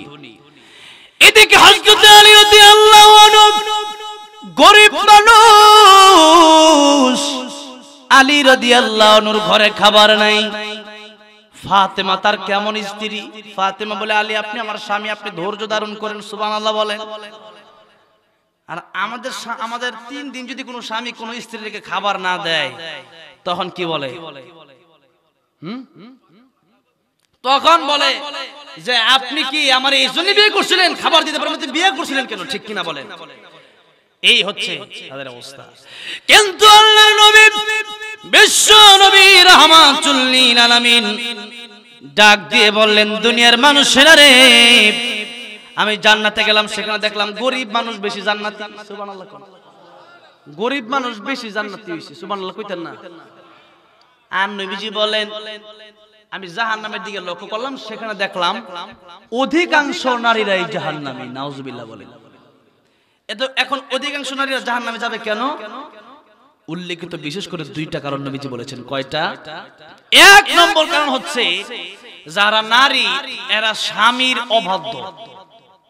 প্রায় নারীরাই স্বামীকে তারা মানতে চায় না। স্বামী একটা কথা বলে স্বামী কয় ডায় না, এখন আমি বামে যাব। স্বামী একটা কথা বললে গার তারা মারে। ঠিক কিনা বলেন? এই হচ্ছে তাদের সমস্যা। আবার অনেক স্বামী ঘরে সমস্যা আছে, আপনারা তাদেরকে যদি ঠিক মতো রীতিমতো ঘরে রাখতেন পর্দার সাথে, তাহলে ঝামেলাগুলো হতো না। এত বড় একটা বিশাল টিভি কিনে দিচ্ছেন। কি আমাদের দেশে তো এই এলাকাতে টিভি নাই? টিভি আছে নাকি? আমাদের যুবক যুবতীরা আজকে টিভি আর মোবাইল, টিভির দ্বারা বড় হলো মোবাইল। কি কি বলেন? মোবাইল। এখন আগে তো যাও তাও ছিল টিভি সিডি, এগুলো ভালোই ছিল, কিন্তু এখন এই মোবাইল এন্ড্রয়েড এমন মোবাইল আসছে, এখন এই মোবাইলের মাধ্যমে হাজার হাজার যুবক যুবতীরা জাহান্নামের দিকে প্রতিনিয়ত ছুটছে। যেরকম ঠিক কিনা? এই জন্য কবি বলেছেন টিভি সিডি দেখা ঈমান নষ্ট করলি 12 মাস, টিভি সিডি দেখা ঈমান নষ্ট করলি 12 মাস, মোবাইল আসিয়া করলো আরো বড় সর্বনাশ। যেরকম ঠিক কিনা? টিভি সিডি দেখা ঈমান নষ্ট করলি 12 মাস, টিভি সিডি দেখা ঈমান নষ্ট করলি 12 মাস, মোবাইল আসিয়া করলো আরো বড় সর্বনাশ, মোবাইল আসিয়া করলো আরো বড় সর্বনাশ। যাত্রাখানায় মেয়ের নাচন দেখতে গিয়ে রাতে, সেই মেয়েটি নাচে এখন সবার হাতে হাতে। ঠিক কিনা? যাত্রাখানায় মেয়ের নাচন দেখতে গিয়ে রাতে, সে মেয়েটি নাচে এখন সবার হাতে হাতে। এসব দেখে যাই যে মরে এসব দেখে যাই যে মরে, হয়ে যায় আমি হতাশ। মোবাইল আসিয়া করলো আরো বড় সর্বনাশ। টিভি সিডি দেখাই মন নষ্ট করলি 12 মাস। মোবাইল আসিয়া করলো আরো বড় সর্বনাশ। লেখাপড়া করতো ছেলে মনোযোগী হয়ে, বুঝতো না রে প্রেম প্রীতি, চিনতো না রে মেয়ে, ঠিক কিনা বলেন? লেখাপড়া করতো ছেলে মনোযোগী হয়ে, বুঝতো না রে প্রেম প্রীতি, চিনতো না রে মেয়ে। এখন ছেলে পড়ছে প্রেমে দেখা হিন্দি ফিল্ম নাচ। এখন ছেলে পড়ছে প্রেমে দেখা হিন্দি ফিল্ম নাচ। মোবাইল আসিয়া করলো আরো বড় সর্বনাশ, ঠিক কিনা বলেন? এই জন্য মোবাইল আমার আপনার জান্নাতে যাওয়ার কারণ হতে পারে, আবার জাহান্নামে যাওয়ার কারণ হতে পারে। মোবাইল আপনি ফেসবুক চালান, আপনি পোস্ট করেন সূরা ইখলাস 3 বার পড়লে 1 খতম কোরআন শরীফের সওয়াব। আপনি পোস্ট করেন 5 ওয়াক্ত নামাজ পড়েন, আপনি একটা মাহফিল হবে পোস্ট দিয়ে বলেন যে মাহফিল হচ্ছে, কিন্তু আমরা এই পোস্টগুলোতে মমতাজ আসিফের গান শেয়ার করি, ঠিক না বলেন? এই গান শেয়ার করার মাধ্যমে কাল কিয়ামতের ময়দানে আপনার এই মোবাইল আপনার জাহান্নামী বানাবে। কি আপনার জাহান্নামী বানাবে? মোবাইল আপনার জাহান্নামী বানাবে। এইজন্য মোবাইল দিও আপনি জান্নাতে যেতে পারেন। মোবাইল দিয়া আপনি জান্নাতেও যেতে পারেন, আবার জাহান্নামের যাওয়ার কারণও আপনার হতে পারে, কি পারে না বলেন? এই জন্য মোবাইলটা যে চালাবেন খুব সাবধানতার সাথে চালাবেন। প্রতিনিয়ত মোবাইল চালান, ঘুমের আগেও মোবাইল, ঘুম থেকে উঠাও মোবাইল, ঠিক কিনা? ঘুমের আগে সারা রাত মোবাইল টিপে, আবার ঘুম থেকে উঠে দুপুরে 1টা 2টায় তখন মোবাইল টিপে। আর মোবাইল টিপে দেখতেছি কি, মানে হিন্দি নাচ গান, জাস্ট ডান্স, এই ডিজে পার্টি, এগুলো দেখতেছি। এই জন্য চিন্তা করবেন আপনার পকেটে আপনি জাহান্নাম আগুন নিয়ে যে ঘুরতেছেন। হ্যাঁ, এই জন্য এই মোবাইলের মাধ্যমে আপনি ওই শেয়ার করবেন, ওই পোস্ট করবেন যার মাধ্যমে মানুষ নামাজি হবে, যার মাধ্যমে মানুষ কোরআন শিখবে। আপনি কোরআনের একটা আয়াত লিখে তার তরজমাটা কোরআন শিখবেন, আপনি ফেসবুক পোস্ট করেন। একটা হাদিস লিখে সে হাদিসের তরজমা আপনি ফেসবুকে পোস্ট করেন। আপনি তা পোস্ট না করে আপনি পোস্ট করতেছেন একজন গান গাইছে, সেই গান আপনি ছেড়ে দিচ্ছেন। একজন মুভি দেখছে, একটা নাটক করছে শাকিব খান, সেই শাকিব খানের মুভি আপনি শেয়ার করে দিচ্ছেন। এরপরে শাকিব খানকে আপনি আই লাভ ইউ এই সেই, এরপরে বিভিন্ন আপনি তাকে নিয়ে আপনি কত ভালোবাসি আপনারে, আপনি আমার বস, আপনি আমার অমুক তমুক, আপনার অমুক মুভি খুব ভালো লাগছে, আপনি যে তারে জানাচ্ছেন, আপনার একটা গুনাহ আপনি করছেন, সেটা আপনার জাহান্নামে যাওয়ার কারণ হবে। কিন্তু আপনি ফেসবুকে একটা ছবি, একটা মুভি, একটা নাটক শেয়ার করার কারণে কাল কিয়ামতের ময়দানে যত মানুষ এই মুভি, সিনেমা, নাটক আপনার শেয়ারের কারণে দেখলো, তত মানুষের গুনার বোঝা কাঁধে নিয়ে আপনার জাহান্নামে জ্বলতে হবে, জাহান্নামে যেতে হবে। তাহলে কি বুঝলেন? মোবাইল জান্নাতে যাওয়ার কারণ হতে পারে, আবার এই মোবাইলটাই জাহান্নামে যাওয়ার কারণ হতে পারে কি পারে না বলেন? এই জন্য এই মোবাইল দেয়া বাজে জিনিসগুলো শেয়ার করা যাবে। বলতেছিলাম আল্লাহর পয়গম্বর বিশ্ব নবী রাহমাতুল লিল আলামিন বললেন 2টা কারণে নারীরা অধিকাংশ জাহান্নামে যাবে। কয়টা? 1 নম্বর কারণ হলো তারা স্বামীর অবাধ্য। কার অবাধ্য? স্বামীর অবাধ্য। আর স্বামীরা খুব খুশি হয়েছে মনে হয় যে আমার স্ত্রী আমার কথা শুনে না। স্বামী কেমন স্বামী হতে হবে? আমার রাসূলুল্লাহ একদিন ঘরে গেছে, গিয়ে দেখে আয়েশা রাদিয়াল্লাহু আনহা রুটি বানাচ্ছেন, গোশত পাকাবেন, তার মাঝখানে আয়েশার ঘুম ধরছে, আয়েশা রাদিয়াল্লাহু আনহা ঘুমায় পড়ছে, আর ছাগলে আয়েশা রুটি নিয়ে যাচ্ছে, রুটির আটা নিয়ে যাচ্ছে ছাগলে। নবী আয়েশা দেখলেন, আয়েশার ধমক দিলেন না, বরং আল্লাহ নবী নিজেই রুটি ভাজলেন আর গোশত পাক করলেন। আয়েশা রাদিয়াল্লাহু আনহা ঘুম থেকে উঠে দেখলেন, আরে রাহমাতুল লিল আলামিন তিনি খাবার আমার জন্য পাক করলেন। সুবহানাল্লাহ বলেন। নবীজি আয়েশা রান্না বাড়ায় সহযোগিতা করেছেন, স্ত্রীর সাথে সহযোগিতা করেছেন। আর আজকে আমরা অনেকেই বিয়ে করছে, একবার স্ত্রীর সারাদিন একটার উপর একটা কাজ দিতেই থাকে, এমন হয় জিন পাইছে, ঠিক কিনা বলেন? যদি আপনাকেও রাসূলুল্লাহর আদর্শটা আপনারও মানতে হবে। আপনি মনে করবেন না যে আপনার স্ত্রী জাহান্নামে যাবে, আপনি জান্নাতে গিয়ে বসে আছেন। স্বামীর স্বামীর ইজ্জত, স্বামীর মর্যাদা বিশ্ব নবী দিয়েছেন। আল্লাহ নবী বলেছেন, দুনিয়ার কোন মানুষকে যদি আমি সিজদা দিতে বলতাম, আমি বলতাম সিজদা দাও, আল্লাহর পরে স্বামীকে কিন্তু সিজদা দেওয়া যাবে। যদি সিজদা দেওয়া যেত তাহলে আমি বলতাম আল্লাহর পরে তোমরা তোমাদের স্বামীকে সিজদা দাও। সুবহানাল্লাহ বলেন। এর মানে আল্লাহ স্বামীর মর্যাদা বাড়িয়েছেন। আমার রাসূলুল্লাহ স্বামীর মর্যাদা কি করেছেন? বাড়িয়ে দিয়েছেন। যে আপনার মর্যাদা আপনার নিজের বজায় রাখতে হবে, যে আমার মর্যাদা এত বেশি, আমিও যেন ভালো থাকি। 2 নম্বর, নারীদের জাহান্নামে যাওয়ার কারণ হলো নারীরা কথায় কথায় লানত দেয়, লানত বদদুয়া করে অন্য মানুষের প্রতি। বলে আল্লাহ তোর উপরে গজব ফালাক, আল্লাহ ঠাডা ফুরুক, কয় কি কয় না? অনেক সময় এগুলো বলে। এই জন্য এই কথাগুলো মহিলারা তো ওয়াজে আসছে, অনেক মহিলাদেরকে বলছি, আপনাদেরকে বলছি, এগুলো কথা আপনারা নারীদেরকে বলে দিবেন। এটা যদি দাও এরকম লানত দাও, কাল কিয়ামতের মধ্যে জাহান্নামে তোমার যেতে হবে। এই জন্য এই নারীরা এই দুই কাজ থেকে বিরত থাকতে হবে। আল্লাহ তৌফিক দান করেন, বলেন আমিন। নাম্বার শেষ, নারীদের জন্য নারীরা পর্দায় থাকতে হবে। আর এই পর্দায় থাকার জন্য আপনারা দায়ী, পর্দায় না থাকার জন্য আপনারা যদি আপনার স্ত্রীকে না বলেন, আপনার মেয়েটাকে না বলেন, আপনি দায়ী। আপনার স্ত্রীকে, আপনার মেয়েটাকে আপনার বলতে হবে, ও আমার স্ত্রী, ও আমার মেয়ে, তুমি পর্দায় থাকো। এবার আসেন, যেই কথা আমি আপনাদের সামনে বলতেছিলাম, আলী রাদিয়াল্লাহু আনহু ঘরের ভিতরে গেলেন, ফাতেমা বলেন, আমি অল্প সময়ের ভিতরে কথা শেষ করব, একটু বসেন। অনেক বড় অতিথিরা আসছে, আমি সময়, হ্যাঁ এই জন্য আমারও টাইম শেষ, তো আমিও তো কথা শেষ করে দেবো। এই জন্য আমি নাইলে আমি বলছি আমার ওয়াজের মাঝখানে আসলো, উনি কথা বলবেন ইনশাআল্লাহ। গতকাল তো নাটোরে সেখানে মন্ত্রী সাহেব ছিলেন, পলক সাহেব, সেখানে তিনি ছিলেন। সেখানেও আমি বলেছি আমার ওয়াজের মাঝখানে আসলো কোনো সমস্যা নেই, উনি এসেছিলেন। তো আমি আসলে এটার ভিতরে আলাদা কোনো মাইন্ড করি না। একজন মানুষ, তাদের অনেক ব্যস্ততা থাকে, ঠিক কিনা বলেন? যার দায়িত্ব যত বেশি তার ব্যস্ততা তত কম না বেশি? তার ব্যস্ততা তত বেশি। এই জন্য যে কথা বলতেছিলাম, অল্প কথা শেষ করে দেবে এখনই আমার বয়ান, মাত্র 5 মিনিট। আলী রাদিয়াল্লাহু আনহু তিনি ঘরে গেলেন, তার স্ত্রী তাকে বললেন, ইন্নাল্লাহা মা'আস সাবিরিন, আল্লাহ আমাদের সাথে আছেন, স্বামী আপনি ধৈর্য ধরেন।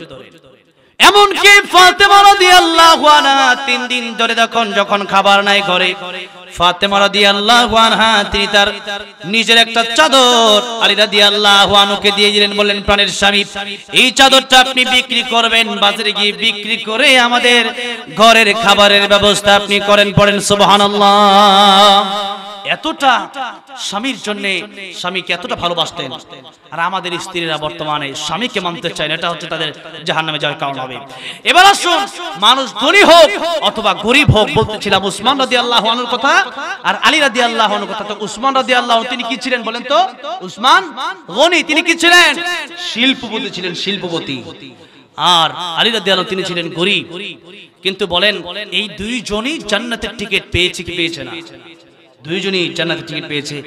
এই জন্য আল্লাহ আপনারে গরিব বানাইছে, আল্লাহ আপনারে গরিব বানায় আল্লাহ আপনার কাছ থেকে পরীক্ষা নিতে চায়। আল্লাহ দেখতে চায় বান্দা কি গরিব হওয়ার পরেও কি আল্লাহর শুকরিয়া আদায় করে নাকি। আল্লাহর যে কথাটা কোরআন শরীফে আছে, ওয়াস্তাঈনু বিস-সাবরি ওয়াস-সালাহ, ইয়া আইয়ুহাল্লাযীনা আমানু ইসতাঈনু বিস-সাবরি ওয়াস-সালাহ ইন্নাল্লাহা মা'আস-সাবিরিন, তোমরা ধৈর্য ধারণ করো। এই ধৈর্য ধারণ করতে পারলে আপনি পরীক্ষায় পাস করলেন। আর যাদের টাকা পয়সা আছে তারা আল্লাহ দেখতে চায় টাকা পয়সা দেওয়ার পরে উসমান গনি রাদিয়াল্লাহু আনহুর মতো তারা আল্লাহর শুকর আদায় করে কি করে না। এই জন্য এই জীবনে আমরা যেই পরিস্থিতিতে থাকি না কেন, সেই পরিস্থিতিতে আমাদের মনে রাখতে হবে যে আমাদের সাথে আল্লাহ আছেন। আমাদের সাথে কে আছেন? আল্লাহ আছেন। এই চিন্তা করে আমাদের প্রতিটা সময় পার করতে হবে। এই দিন নয়, আরো দিন আছে, এই দিন নিয়ে যাবে। সেই দিনের কাছে আমাদের চলে যেতে হবে পরকালে, কবরে। সেই কবরের প্রস্তুতি নেওয়ার জন্য আল্লাহ বললেন, তোমরা ঈমানের সাথে, নেক আমলের সাথে, ঋণ মুক্ত, গুনাহ মুক্ত, কয়টা বিষয় বলেছিলাম? 4টা। এই 4টা বিষয় খেয়াল রেখে আল্লাহ পাক আমাদের জীবনকে পরিচালনা করার তৌফিক দান করেন। সকলে বলেন আমিন। এখন আমাদের সম্মানিত অতিথি সাহেব কিছু কথা বলবে, এরপরে ইনশাআল্লাহ গজল আর দোয়া এর পরে হবে ইনশাআল্লাহ। ওই মাইকটা বলে দেন। আলহামদুলিল্লাহ, আমাদের প্রধান মেহমান খুব সুন্দর আলোচনা করছিলেন। এখন আমাদের মাঝে শিবগঞ্জ তরুণ এবং বর্তমান সাবেক মেয়র এবং বর্তমান লোকসভার এমপি পদপ্রার্থী আমাদের মাঝে উপস্থিত হয়েছে। আমাদের এমপি পদপ্রার্থীকে ব্যস্ত গ্রহণ করে নিচ্ছে।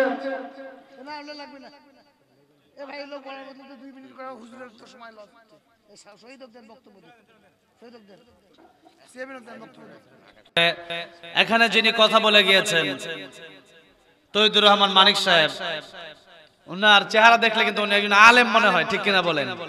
এমপি মেয়র মনে হয় না। আল্লাহ একজন ওনাকে, উনি যদি এমপি হয় আমার কাছে মনে হলো উন্নয়ন হবে ইনশাআল্লাহ। শুধু উন্নয়নই হবে না, মানুষ নামাজিও হবে ইনশাআল্লাহ।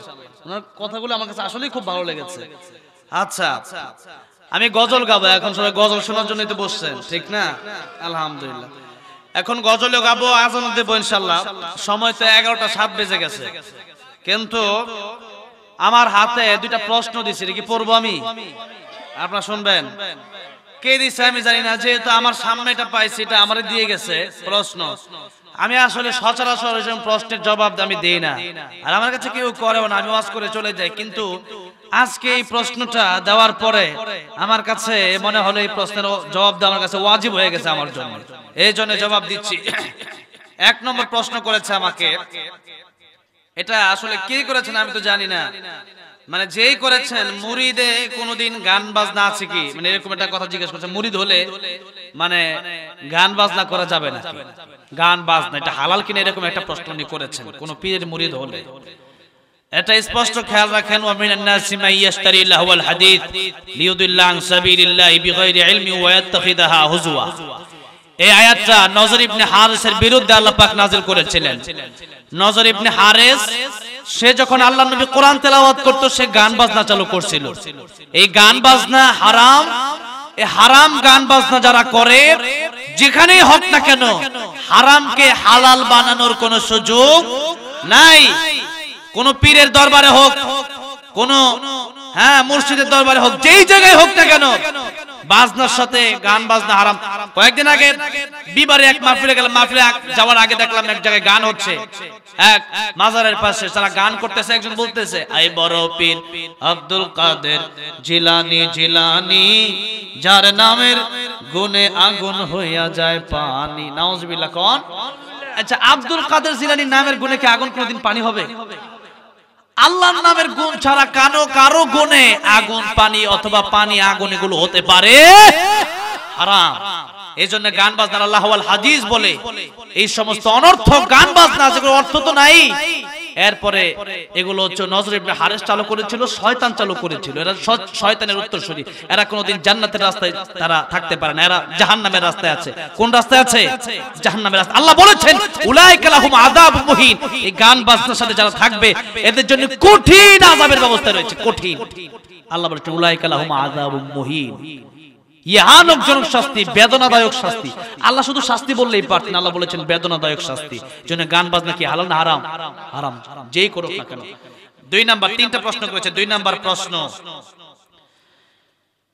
এটা তো একবারে কমন কথা, সিজদায় পড়ে আল্লাহর নাম না নিয়ে পীরের নাম নিলে কি হবে? নাউজুবিল্লাহ বলেন। মানে এই কথাটা যে বলছে নিশ্চয়ই এটা জানার জন্যই বলছে। সিজদায় তো পরের কথা, ওয়াবুদুল্লাহ ওয়ালা তুশরিকু বিহি শাইআ ওয়া বিল ওয়ালিদাইনি ইহসানা ওয়া ক্বাদা রাব্বুকা আল্লা তা'বুদু ইল্লা ইয়্যাহ ওয়া বিল ওয়ালিদাইনি ইহসানা। আল্লাহ কোরআন শরীফে বহু জায়গায় শিরকের বিরুদ্ধে বলেছেন। ওয়াইদ ক্বালা লুকমানু লিবনিহি ওয়া হুয়া ইয়াইদুহু ইয়া বুনাইয়া লা তুশরিক বিল্লাহ ইন্নাশ শিরকা লাযুলমুন আযীম। শিরক এত মারাত্মক গুনাহ। আচ্ছা, আপনাদেরকে শুধু একটা দৃষ্টান্তের মাধ্যমে আমি প্রশ্নের জবাবটা দিতে চাই, আপনাদের কষ্ট হচ্ছে। দেখেন, কেউ যদি, কোন স্বামী যদি তার স্ত্রীকে বিয়ে করে, সেই স্ত্রী যদি আরেক বেটার সাথে গিয়ে ঘুমায় রাতে, স্বামী খুশি হবে না কষ্ট পাবে? কষ্ট পাবে। কেন? আমি বিয়ে করেছি শুধুমাত্র আমার সাথে থাকার জন্য। আল্লাহ বলেন, বান্দা আমি সৃষ্টি করেছি কেবলমাত্র আমার পায়ে সিজদা দেওয়ার জন্য, কোনো পীরের পায়ে সিজদা দেওয়া যাবে না। আমি আল্লাহর নামে জিকির করার জন্য, কোনো পীরের নামে জিকির চলবে। ও বাবা, তুমুক বাবা, জয়াল বাবা, খাজা বাবা, কেবলা কাবা, এই সমস্ত জিকির ভন্ডামি, এগুলো ভন্ডামি যারা করে এরা পরকাল আল্লাহ বলেন ইন্নাল্লাহা লা ইয়াগফিরু আইয়ুশরাকা বিহি ওয়া ইয়াগফিরু মা দুনা যালিকা লিমান ইয়াশা। আমি আল্লাহ চাইলে যদি কেউ শিরিক না করে আমি আল্লাহ তাআলা সব গুনাহ মাফ করে তার জান্নাতে দেব সুবহানাল্লাহ। কিন্তু কেউ যদি শিরিক করে আমি আল্লাহ সেই শিরিকের গুনাহ এতটাই অপছন্দ করি, এতটা আল্লাহর কাছে ঘৃণিত, আল্লাহ বলেন শিরিকের গুনাহ লা ইয়াগফিরু আইয়ুশরাকা বিহি, আমি আল্লাহ শিরিক মাফ করব না। এই শিরিক আল্লাহর সাথে আরেকজনকে তুলনা করার মতো। এই জন্য আমাদেরকে সৃষ্টি করছেন কে? গোলামি চলবে কার?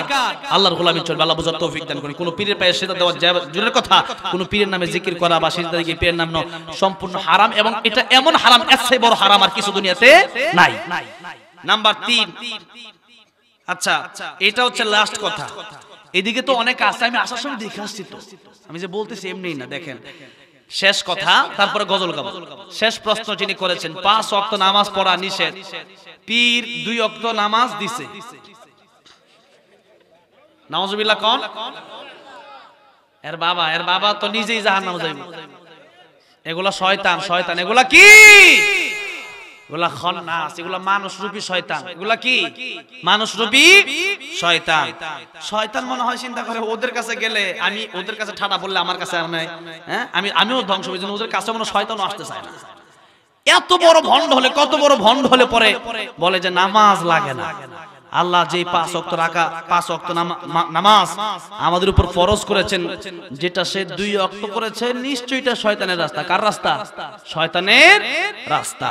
তারাকতু ফীকুম আমরাইন লান তাদিল্লু মা তামাসসাকতুম বিহিমা, কিতাবাল্লাহি ওয়া সুন্নাত রাসূলি, মানতে হবে আল্লাহর কোরআন রাসূলের সুন্নাত। আল্লাহ কি বলেছেন, রাসূল কি করেছেন, ওইটাই হবে ইসলাম।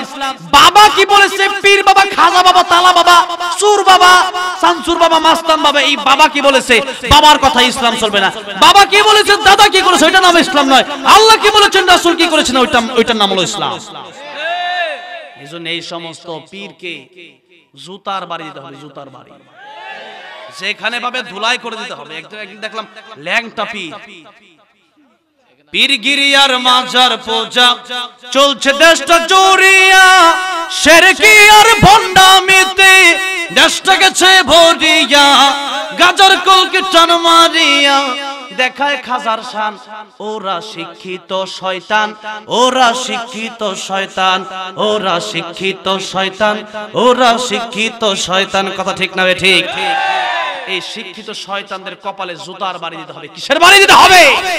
এরা আল্লাহর বিরুদ্ধাচরণ যারা করে, এরা হলো আরেক প্রকার মানুষ, শয়তান। এদেরকে যেখানে পাবেন সেখানে থেকে শায়েস্তাদের ঘরের ভিতরে বাঁধবেন।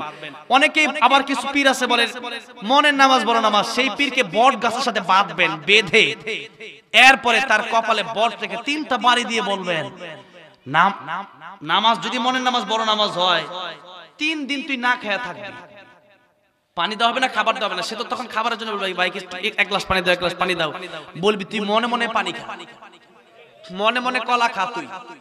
তুই নামাজ যদি মনের নামাজ বড় নামাজ হয়, তাহলে মনের খাওয়ানো বড় খাওয়ানোই তুই, ঠিক কিনা বলেন? খাবার মনের খাবার বড় খাবার না, খাবার বাস্তবে খাওয়া লাগে, আর নামাজ বাস্তবে না পড়লে জান্নাতে চলে যাবে। নাউজুবিল্লাহ। এই সমস্ত পীর, এই সমস্ত ভণ্ড থেকে আল্লাহ হেফাজত করেন, বলেন আমিন। শেষ মুহূর্তে আপনাদেরকে গজল শোনাবো। গজল শুনতে অনেকে বসে আছেন নবীর প্রেমে মাতোয়ারা হয়ে। একেবারে শেষ মুহূর্তে ইনশাআল্লাহ 11:30 পরে 1 মিনিটও ঘরের কাটা বাজবে না ইনশাআল্লাহ। 15 মিনিটের ভিতরে সব শেষ করবো ইনশাআল্লাহ। একটু আপনাদের কাছে, আমি মুসাফির মানুষ, এই মাহফিলটার জন্য অত্যন্ত অক্লান্ত পরিশ্রম করেছেন আমার যুবক ভাইরা। হ্যাঁ, আমার মুরব্বি বাবাদের টাকা পয়সা অনেকে দিয়েছেন, তারপরে অনেক কষ্ট হয়েছে তাদের, এখনো কষ্ট হচ্ছে। আমি এখানে আসার আগে আমাকে তারা বলেছিল কয়েকজন ছেলেরা মিলে এই মাহফিলের আয়োজনটা করছে, আমি খুব খুশি হয়েছি। তো এখানে এমন কোন ব্যক্তি আছেন যে নগদ 500 টাকা অথবা 1000 টাকা এই মাহফিলের জন্য আপনি দিবেন, যাতে পরকালে আল্লাহ যেন আপনার এই দানটা কবুল করে, যেন আপনার কমপক্ষে এই দানের ওসিলায় যেন জান্নাত দান করেন, এই আশায় 500 টাকা, 1000 টাকা, 10,000 টাকা 10 জন লোক মাত্র দিবেন। আজকে দেন অথবা কালকে সকালে দেন, এখন দিলে সবচেয়ে বেশি খুশি হবে। মুসাফিরের হাতে দিবেন। নবীজি বলেছেন 3 ব্যক্তি দোয়া আল্লাহ খালি ফেরায় দেয় না, পিতামাতার দোয়া আল্লাহ খালি ফেরায় দেয় না, মুসলিমের দোয়া আল্লাহ খালি ফেরায় দেয় না, আর যে মুসাফির সেই ব্যক্তির দোয়া আল্লাহ খালি ফেরায় দেয় না। আলহামদুলিল্লাহ। আপনাদের এলাকার স্বাধীন ভাই, তিনি নগদ 1000 টাকা দিয়েছেন, আলহামদুলিল্লাহ। আল্লাহ কবুল করেন, মঞ্জুর করেন। আল্লাহ আমার নবীর হাতে হাউজের কাছে। আমিনুল ইসলাম সাহেব, তিনি 2 নম্বরে 500 টাকা দিয়ে এই মাহফিলকে সহযোগিতা করেছেন। আল্লাহ পরকালে আমার নবীর হাতে হাউজে কাউসারের পানি পান করায়, আল্লাহ জান্নাতের মালিক বানায়। জুড়ে বলেন আমিন। লেখা আছে না? ও মাশাআল্লাহ। 1,500 টাকা, আলহামদুলিল্লাহ 1,500 টাকা দিয়ে 3,000 টাকা মিল করছেন জনাব আলহাজ শামীম চৌধুরী, বিবিসি ইউ ভাটা আলাদিপুর, নগদ তিনি 1,500 টাকা দিয়েছেন। বলেন মারহাবা। আল্লাহ কবুল করেন, মঞ্জুর করেন। আল্লাহ দুনিয়ার সমস্ত বিপদ আপদ থেকে হেফাজত করে পরকালে জান্নাতের মালিক বানায়। জোরে বলেন আমিন। আল্লাহ আজকের মাহফিলের উসিলায় তার পিতা মাতা, এই দানের উসিলায় তার পিতা মাতা আত্মীয় স্বজন যারা মারা গেছে প্রত্যেকের কবরগুলোকে জান্নাতের বাগান বানায়। বলেন আমিন। 3,000 হইছে। 4 নম্বরে কি আছে? 500 টাকা হোক 1,000 টাকা হোক, একটু একটা লোক দাঁড়ান, 500 টাকা একদিনের খরচ মাহফিলে দিলেন। এই মাহফিল অত্যন্ত কষ্ট করে তারা করছে, আপনিও শরীক হইলেন। এই মাহফিলটা আল্লাহ দেখছে, আল্লাহর কাছে এই মাহফিলটা কিয়ামতের ময়দানে ভিডিও থাকবে। এখানে যতগুলো মানুষ যদি ভালো হয় আপনার সওয়াব হবে, আপনার টাকায় মাহফিল হইছে। কে আছেন আর 500 টাকা দিবেন? হ্যাঁ, আর কি একটু দ্রুত একজন দাঁড়ান, একটু হাত উঠেন। আলহামদুলিল্লাহ। নাম কি ভাই? ওই যে নিয়ে আসো। হ্যাঁ, গত বছর পরিচয় করছে, এই বছর দিবে না? নাম কি ভাইয়ের? রুহুল আমিন ভাই, মাশাআল্লাহ। রুহুল আমিন ভাই তিনি 500 টাকা গত বছর বলে এই বছর মাহফিলের টাকা নিয়েই আসছে। বলেন আলহামদুলিল্লাহ। আল্লাহ কবুল করেন, মঞ্জুর করেন। আল্লাহ রুহুল আমিন ভাই গুনাহগুলি মাফ করে দেন। আল্লাহ তার আত্মীয় স্বজন যারা কবরে আছে কবরে আযাব মাফ করে দেন। আল্লাহ কবরগুলোকে জান্নাতের টুকরা বানায় দেন। বলেন আমিন। আর কি আছেন? হুজুরের টাকা নেবেন না আপনারা? হুজুর যে দান করবে, হুজুর দেখাবে না যে আমরা দান করি সর্বপ্রথম? হ্যাঁ হুজুর, আমিও দেবো ইনশাআল্লাহ, সমস্যা নেই, আমি দিয়ে যাবো, আমিও শরীক হয়ে যাবো ইনশাআল্লাহ, সমস্যা নেই। আর কে আছেন? আমি তো উনি যে বলতেছেন আমি দান করার জন্য, উনি যে এই কথা বলতেছেন, কে উনি? কে কই? আপনি এখানে হুজুরই দান করবে। আমি কত মাদ্রাসায় দান করি, কত আমার এলাকার, আমি তো 4-5টা মাদ্রাসার পরিচালক আলহামদুলিল্লাহ। বলেন সেই মাদ্রাসাগুলো তো আমার দিতে হয় না? দিতে হয়, অনেক গরিব বাচ্চাদেরকে আমি দেই।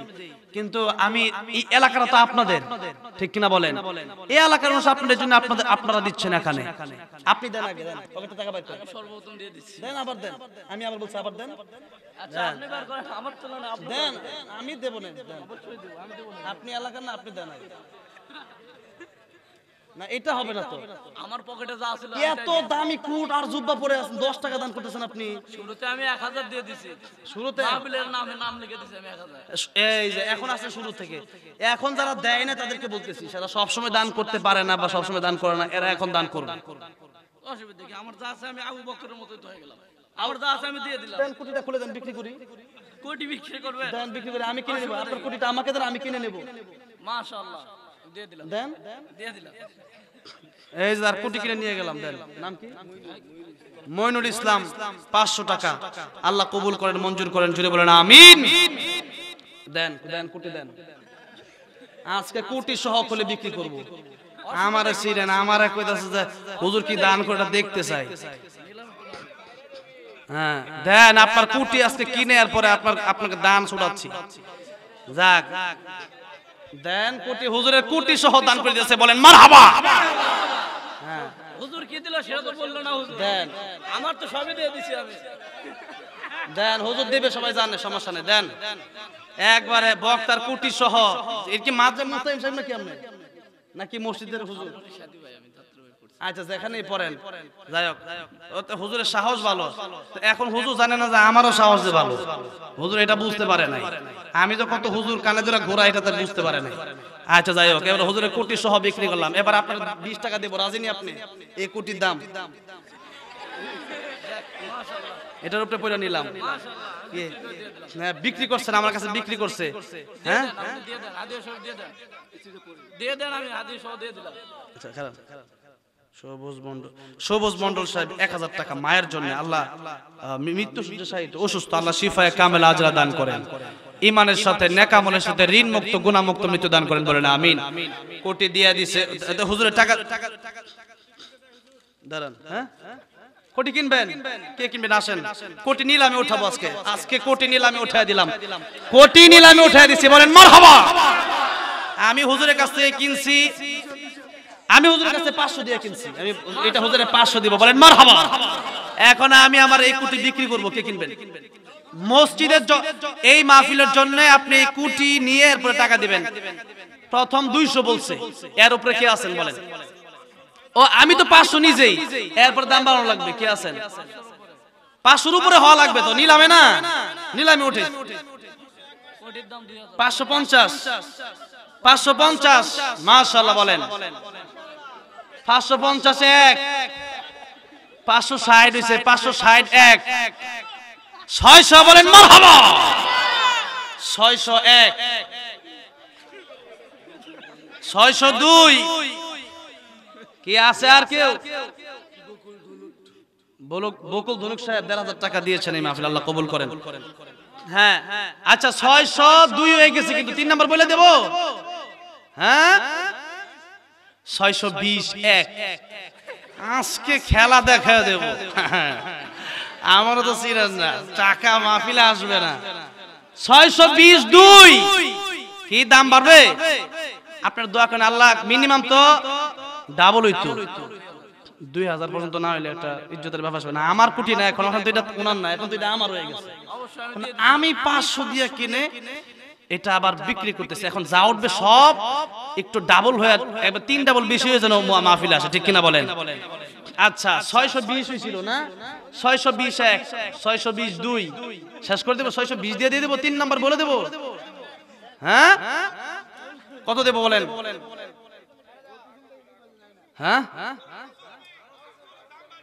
দাম বাড়বে ঠিক কিনা বলেন মাহফিলের জন্য একটু বসেন আপনি একটু দাম যদি বাড়ে যদি কেউ বইলা দেয় যে আমি 2000 দেব 620 কিন্তু হইছে আর একটু বাড়ান কেটা বাড়াইবেন 650 বলেন মারহাবা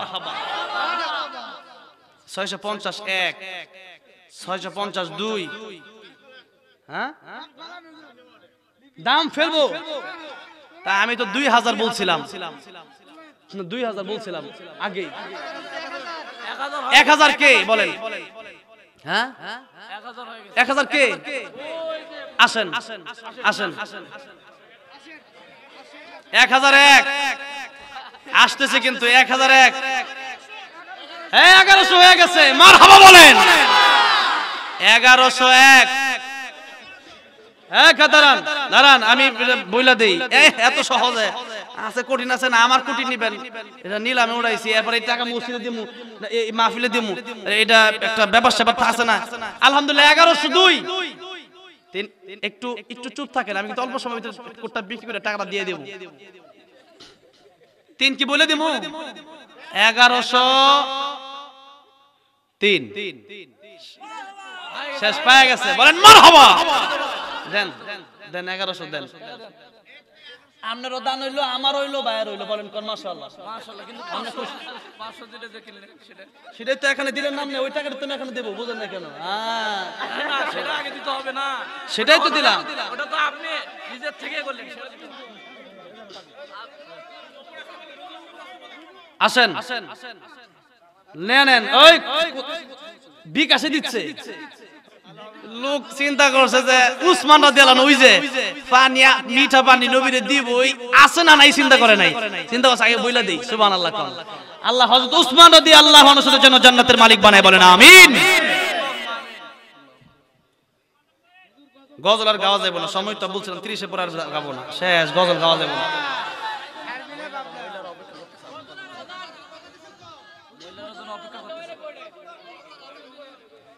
আমিও তো মানি ব্যাগ বের করছিলাম তো আমি 500 আবার আমিও 500 ডাবল দিয়ে গেলাম বলেন মাশাআল্লাহ মাশাআল্লাহ এই যে 500 দিয়ে দিলাম কি সমান তো আপনি 500 টাকা আগে দিয়ে দিছি হ্যাঁ আমনে করে এই মাহফিলে খোদা বাড়া নিয়ে খালি আইছি বাড়া বুঝেন না আপনারা তারপরও দান করে দিতেছি অদূর ভবিষ্যতে যেন আপনারা দান করেন এই হুজুরের কোটিও নিলাম আমিও টাকাও দিলাম কোন মাশাআল্লাহ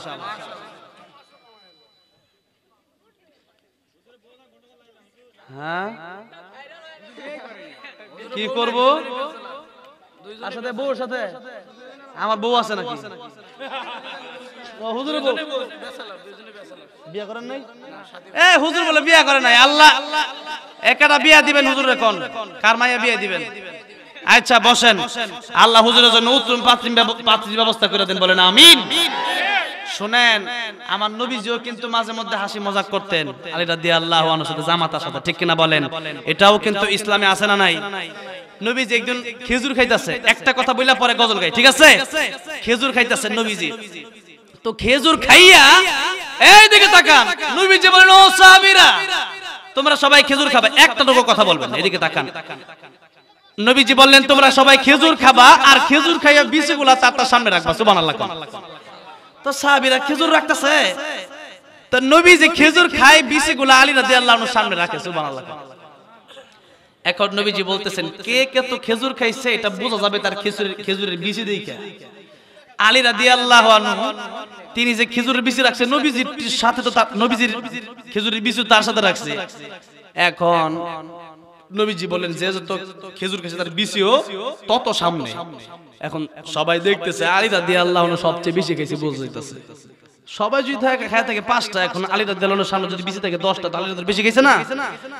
এখন আলী রাদিয়াল্লাহু আনহু কয় আমি তো এমন খাবার খাইছি, এমন খেজুর খাইছি যে আমার সামনে বিচি আছে, আর আমার সাথে একজন এমন খেজুরি খাইছে যার সামনে বিচি নাই, সুবহানাল্লাহ। কোন এটাও জায়েজ আছে যদি একটু হাসিটা সমস্যা নাই।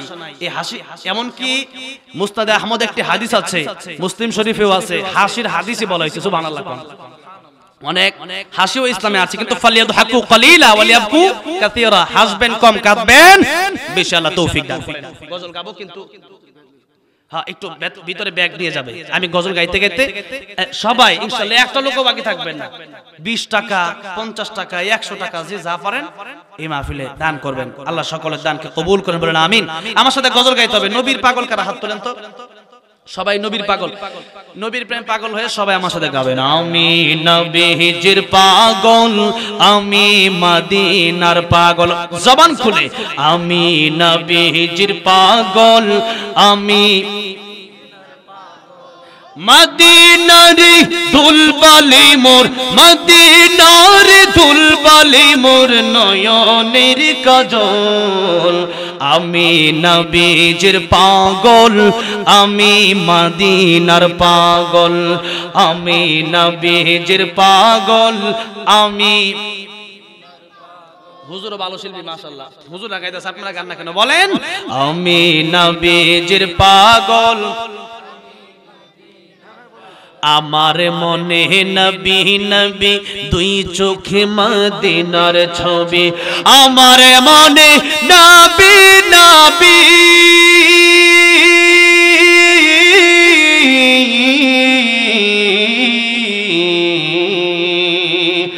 আমার মনে নবী নবী দুই চোখে মদিনার ছবি, নবীর প্রেমে দিতে রাজি, নবীর প্রেমে দিতে রাজি জীবনের সকল। আমি নবীজির পাগল, আমি মদিনার পাগল, আমি নবীজির পাগল। শুনিলে মদিনার কথা বলতে পারি সকল ব্যথা, শুনিলে মদিনার কথা বলতে পারি সকল ব্যথা, শুনিলে মদিনার কথা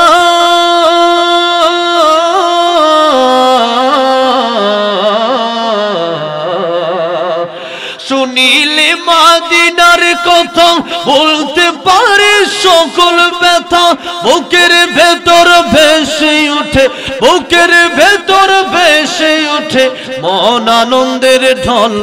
আমি নবীজির পাগল, আমি মদিনার পাগল, আমি নবীজির পাগল, আমি মদিনার পাগল।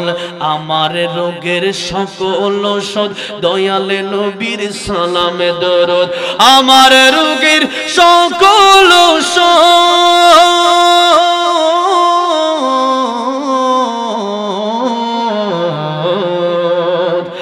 আমার রোগের সকল ঔষধ দয়ালে নবীর সালামে দরদ।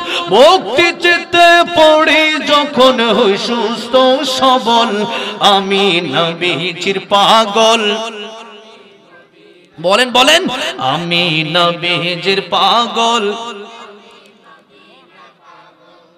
এরপরে আবার দিছে আল্লামা সাইদি তুমি মরনি, আল্লামা সাইদি তুমি মরনি। গজল কি গাবো? এখন রাত বাজে 11:30, বসছি সেই 9টার পরে, প্রায় 2.5 ঘন্টা লাস্ট। ঠিক আছে, আমার ভাই যেহেতু কয়ে দিছে, এরকম কিছু সহযোগিতা করার মতো লোক থাকলে তো ভালোই হয়। আজান আর দেব না, শেষ। হ্যাঁ, আগে গজল শুনে নেবেন। আল্লামা সাঈদী তুমি মরনি, আল্লামা সাঈদী তুমি মরনি আমি লিখেছিলাম। লেখার পর অনেকেই বলছে যে আল্লামা সাঈদী মরে গেছে, আপনি বললেন মরে নাই মানে। আমি বলেছিলাম ওয়ালা তাকুলু লিমান ইউকতালু ফি সাবিলিল্লাহি আমওয়াত বাল আহইয়াউ ওয়ালাকিন লা তাশউরুন বাল আহইয়াউন ইনদা রাব্বিহিম ইরযাকুন। যারা আল্লাহর রাস্তায় মরে যায় তারা মরে না, তারা শহীদ হয়। আর যারা শহীদ হয়, যাদেরকে আল্লাহ রিজিক দেয়, তারা জীবিত, তারা মরে নাই। সুবহানাল্লাহ বলে। আল্লাহ তুমি আমাদেরকেও শহীদি মরণ দিও, বলেন আমিন। 13টা বছর যিনি কারাগারে কাটিয়ে তার জীবনকে দিয়ে দিলেন, কবরে চলে গেলেন, সেই ব্যক্তি কি মরেছে না শহীদ হয়েছে? বলেন। আল্লাহর রাস্তায় যিনি জীবন দিয়েছেন উনি মরে নাই, উনি শহীদ হয়েছেন। এই জন্য আমি লিখেছিলাম এই সঙ্গীতটা, অনেকেই এই সঙ্গীতটা বরদাস্ত করতে পারে নাই। তারাই বরদাস্ত করতে পারে না যারা আলেমদেরকে দেখতে পারে না। আলেমদেরকে যারা দেখতে পারে না, পরকালে জাহান্নামের জন্য রেডি হয়ে থাকা দরকার। আল্লামা সাঈদী রাহমাতুল্লাহি আলাইহি, যাকে এই বাংলার কোটি কোটি মানুষ কলিজা থেকে ভালোবেসেছে, ঠিক কিনা বলেন? আল্লামা সাঈদী এই দুনিয়া থেকে চলে গেছেন, তার জন্য আমাদের ভালোবাসা বিন্দু পরিমাণ কমে নাই, বরং ভালোবাসা আরো বেড়েছে। আলেমরা তো এমনই হয়, যারা কোরআনের কথা বলে তাদেরকে মানুষ মুখ দিয়ে ভালোবাসে না, কলিজা দিয়ে ভালোবাসে। আল্লাহ তুমি আল্লামা সাঈদীকে তার কবরটাকে জান্নাতের উচ্চ মাকাম বানায় দাও, বলেন আমিন। আল্লাহ তুমি তাকে জান্নাতুল ফেরদাউস দান করে দাও, বলেন আমিন। আপনাকে শুনবেন, কোন পুলিশের ভয়টই আছে নাকি? তো আপনাকে শুনবেন, জোরে বলেন শুনবেন। নারে তাকবীর। আল্লামা সাঈদী তুমি মরনি, শহীদ হয়েছো তুমি এটাই জানি। আল্লামা সাঈদী তুমি মরনি, শহীদ হয়েছো তুমি এটাই জানি। কারাগারে কাটালে 13টি বছর, বাতিল কেঁপেছে তোমায় দেখে থর থর, ঠিক না বলে? কারাগারে কাটালে 13টি বছর, বাতিল কেঁপেছে তোমায় দেখে থর থর। তুমি যে ছিলে মোদের নয়ন মনি, শহীদ হয়েছো তুমি এটাই জানি।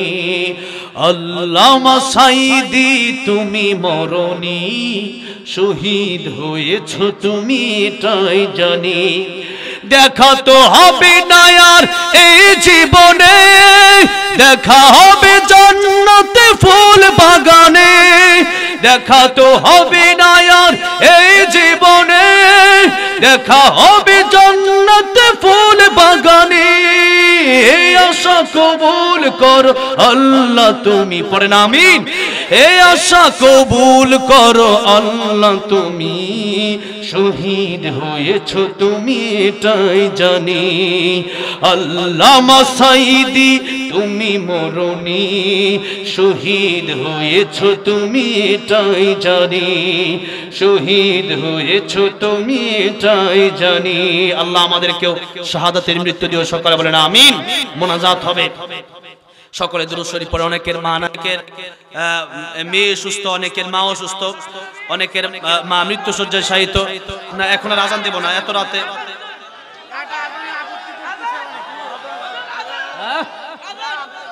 জনগণ এতক্ষণ কোথায় ছিল? গরম জনগণ কি ঠান্ডা সব মনে হয় এখন চলে গেছে।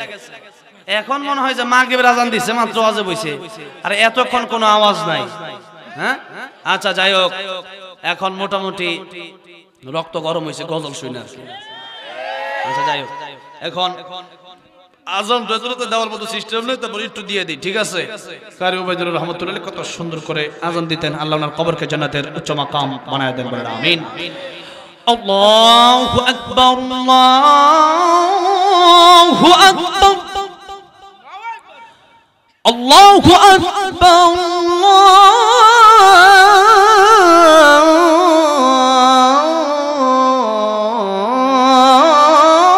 আল্লাহু আকবার।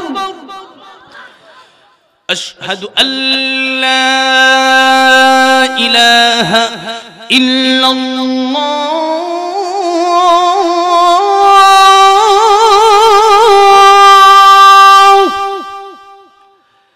আশহাদু আল্লা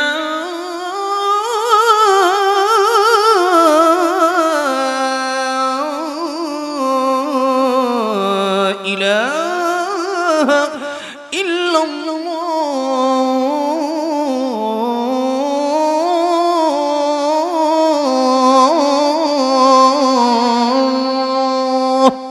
তাহলে আযান শুনলে হবে না, আল্লাহ সবাই 5 ওয়াক্ত নামাজি বানায় দেন, বলেন আমিন। অনেকের মা নাই আব্বা নাই, তাদের জন্য মোনাজাত করব, আপনারা সবাই নিজেদের জন্য মোনাজাত করবেন। সবাই কাছাকাছি আসেন।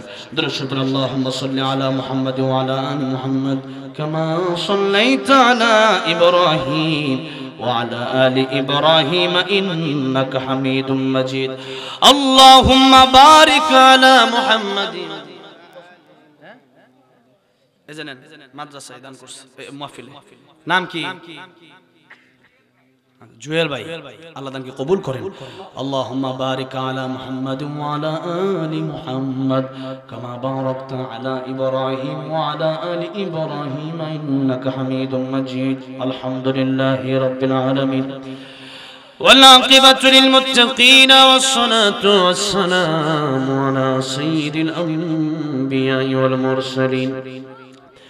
ربنا ظلمنا أنفسنا وإن لم تغفر لنا وترحمنا لنكونن من الخاسرين।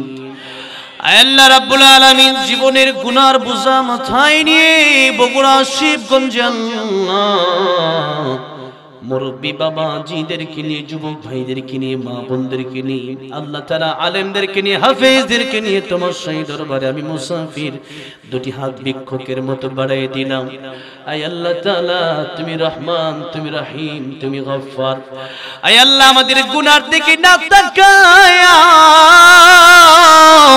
তোমার রহমান রহিম গফফার নামের দিকে তাকায়া জিন্দেগীর গুনাহগুলি তুমি মাফ করে দাও। আল্লাহ রাব্বুল আলামিন যারা এখানে বসে আছেন, যাদের মা জনম দুঃখিনী নাই, বাবা অন্ধকার কবর দেশে শায়িত, আল্লাহ তাদের আব্বা আমার কবর গুলাকে আজকের মাহফিল ওসিলায় জান্নাতের বাগান বানায় দাও। আয় আল্লাহ যাদের দাদা দাদি নানা নানি শ্বশুর শাশুড়ি বন্ধু বান্ধব আত্মীয় স্বজন কবরে চলে গেছে, আল্লাহ প্রত্যেকের কবর গুলাকে জান্নাতের বাগান বানায় দাও। আল্লাহ রাব্বুল আলামিন মাহফিলটা করার জন্য আমার যত যুবক ভাইরা, আমার যত মুরব্বী বাবাজিরা, মা বোনেরা, আল্লাহ এই পর্যন্ত টাকা দিয়ে পয়সা দিয়ে আল্লাহ এই মাহফিলে আসলো বসলো, ভালো জায়গা নাই, এত কষ্ট করে যারা বসে আছে আল্লাহ, টাকার জন্য না, পয়সার জন্য না, খাওয়ার জন্য না, তোমার কোরআনের ভালোবাসায়, আমার রাসূলুল্লাহর ভালোবাসায় তারা এই কোরআনের ময়দানে বসে রইল। আল্লাহ আল্লাহ এই কোরআনের ময়দানে আজকে বসার উসিলায়, আল্লাহ কোরআনের মাহফিলটা কায়েম করার উসিলায় আল্লাহ রাব্বুল আলামিন দুনিয়াতে শান্তি, পরকালে চিরমুক্তি দিয়ে আমাদের প্রত্যেককে একসাথে জান্নাতুল ফেরদাউসের মেহমান বানায় দিও আল্লাহ। আয় আল্লাহ রাব্বুল আলামিন এই বাংলাদেশে তোমার খাস রহমত বরকত নাজিল করে দাও। আল্লাহ রাব্বুল আলামিন বারবার মক্কা মদিনা যাওয়ার তৌফিক দিয়া দাও। আয় আল্লাহ যাদের মা বাবা বেঁচে আছেন খায় দিয়া দাও। আল্লাহ এলাকায় তোমার খাস রহমত বরকত নাজিল করে দাও। আয় আল্লাহ রাব্বুল আলামিন ওই কবর দেশের পথিক আমরা সবাই, আল্লাহ ওই কবরে যেতে হবে সবার। আল্লাহ দয়া করে মৃত্যুর আগে আগে আমাদের মৃত্যুর সামান জোগাড় করার তৌফিক দাও। আল্লাহ যা চাইলাম তাও দান করো, যা চাই না আমাদের দরকার তুমি তাও দান করো। যারা অসুস্থ শিফা দান করো আল্লাহ, বিপদ আপদ বালা মুসিবত থেকে সকলকে হেফাজত করো। প্রত্যেকের দান আল্লাহ কবুল আর মঞ্জুর করে নাও। আয় আল্লাহ রাব্বুল আলামিন ঈমানের সাথে নেক আমলের সাথে ঋণ মুক্ত গুনাহ মুক্ত মৃত্যু দিও। আয় আল্লাহ জানি না কোন দিন চলে যাওয়া লাগবে, পৃথিবীর আলো বাতাস ছেড়ে, চন্দ্র সূর্য ছেড়ে। আয় আল্লাহ মায়ের বাবা মা দুনিয়ার আত্মীয় স্বজন ছাইরা, দুনিয়ার বাড়িঘর ছাইরা, দুনিয়ার সম্পদ ছাইরা যেদিন ওই কবরে যাওয়া লাগবে, মালাকুল মউত যেদিন চলে আসবে আল্লাহ আল্লাহ প্রত্যেকের জবানে জারি করে দিও লা ইলাহা ইল্লাল্লাহ মুহাম্মাদুর রাসূলুল্লাহ।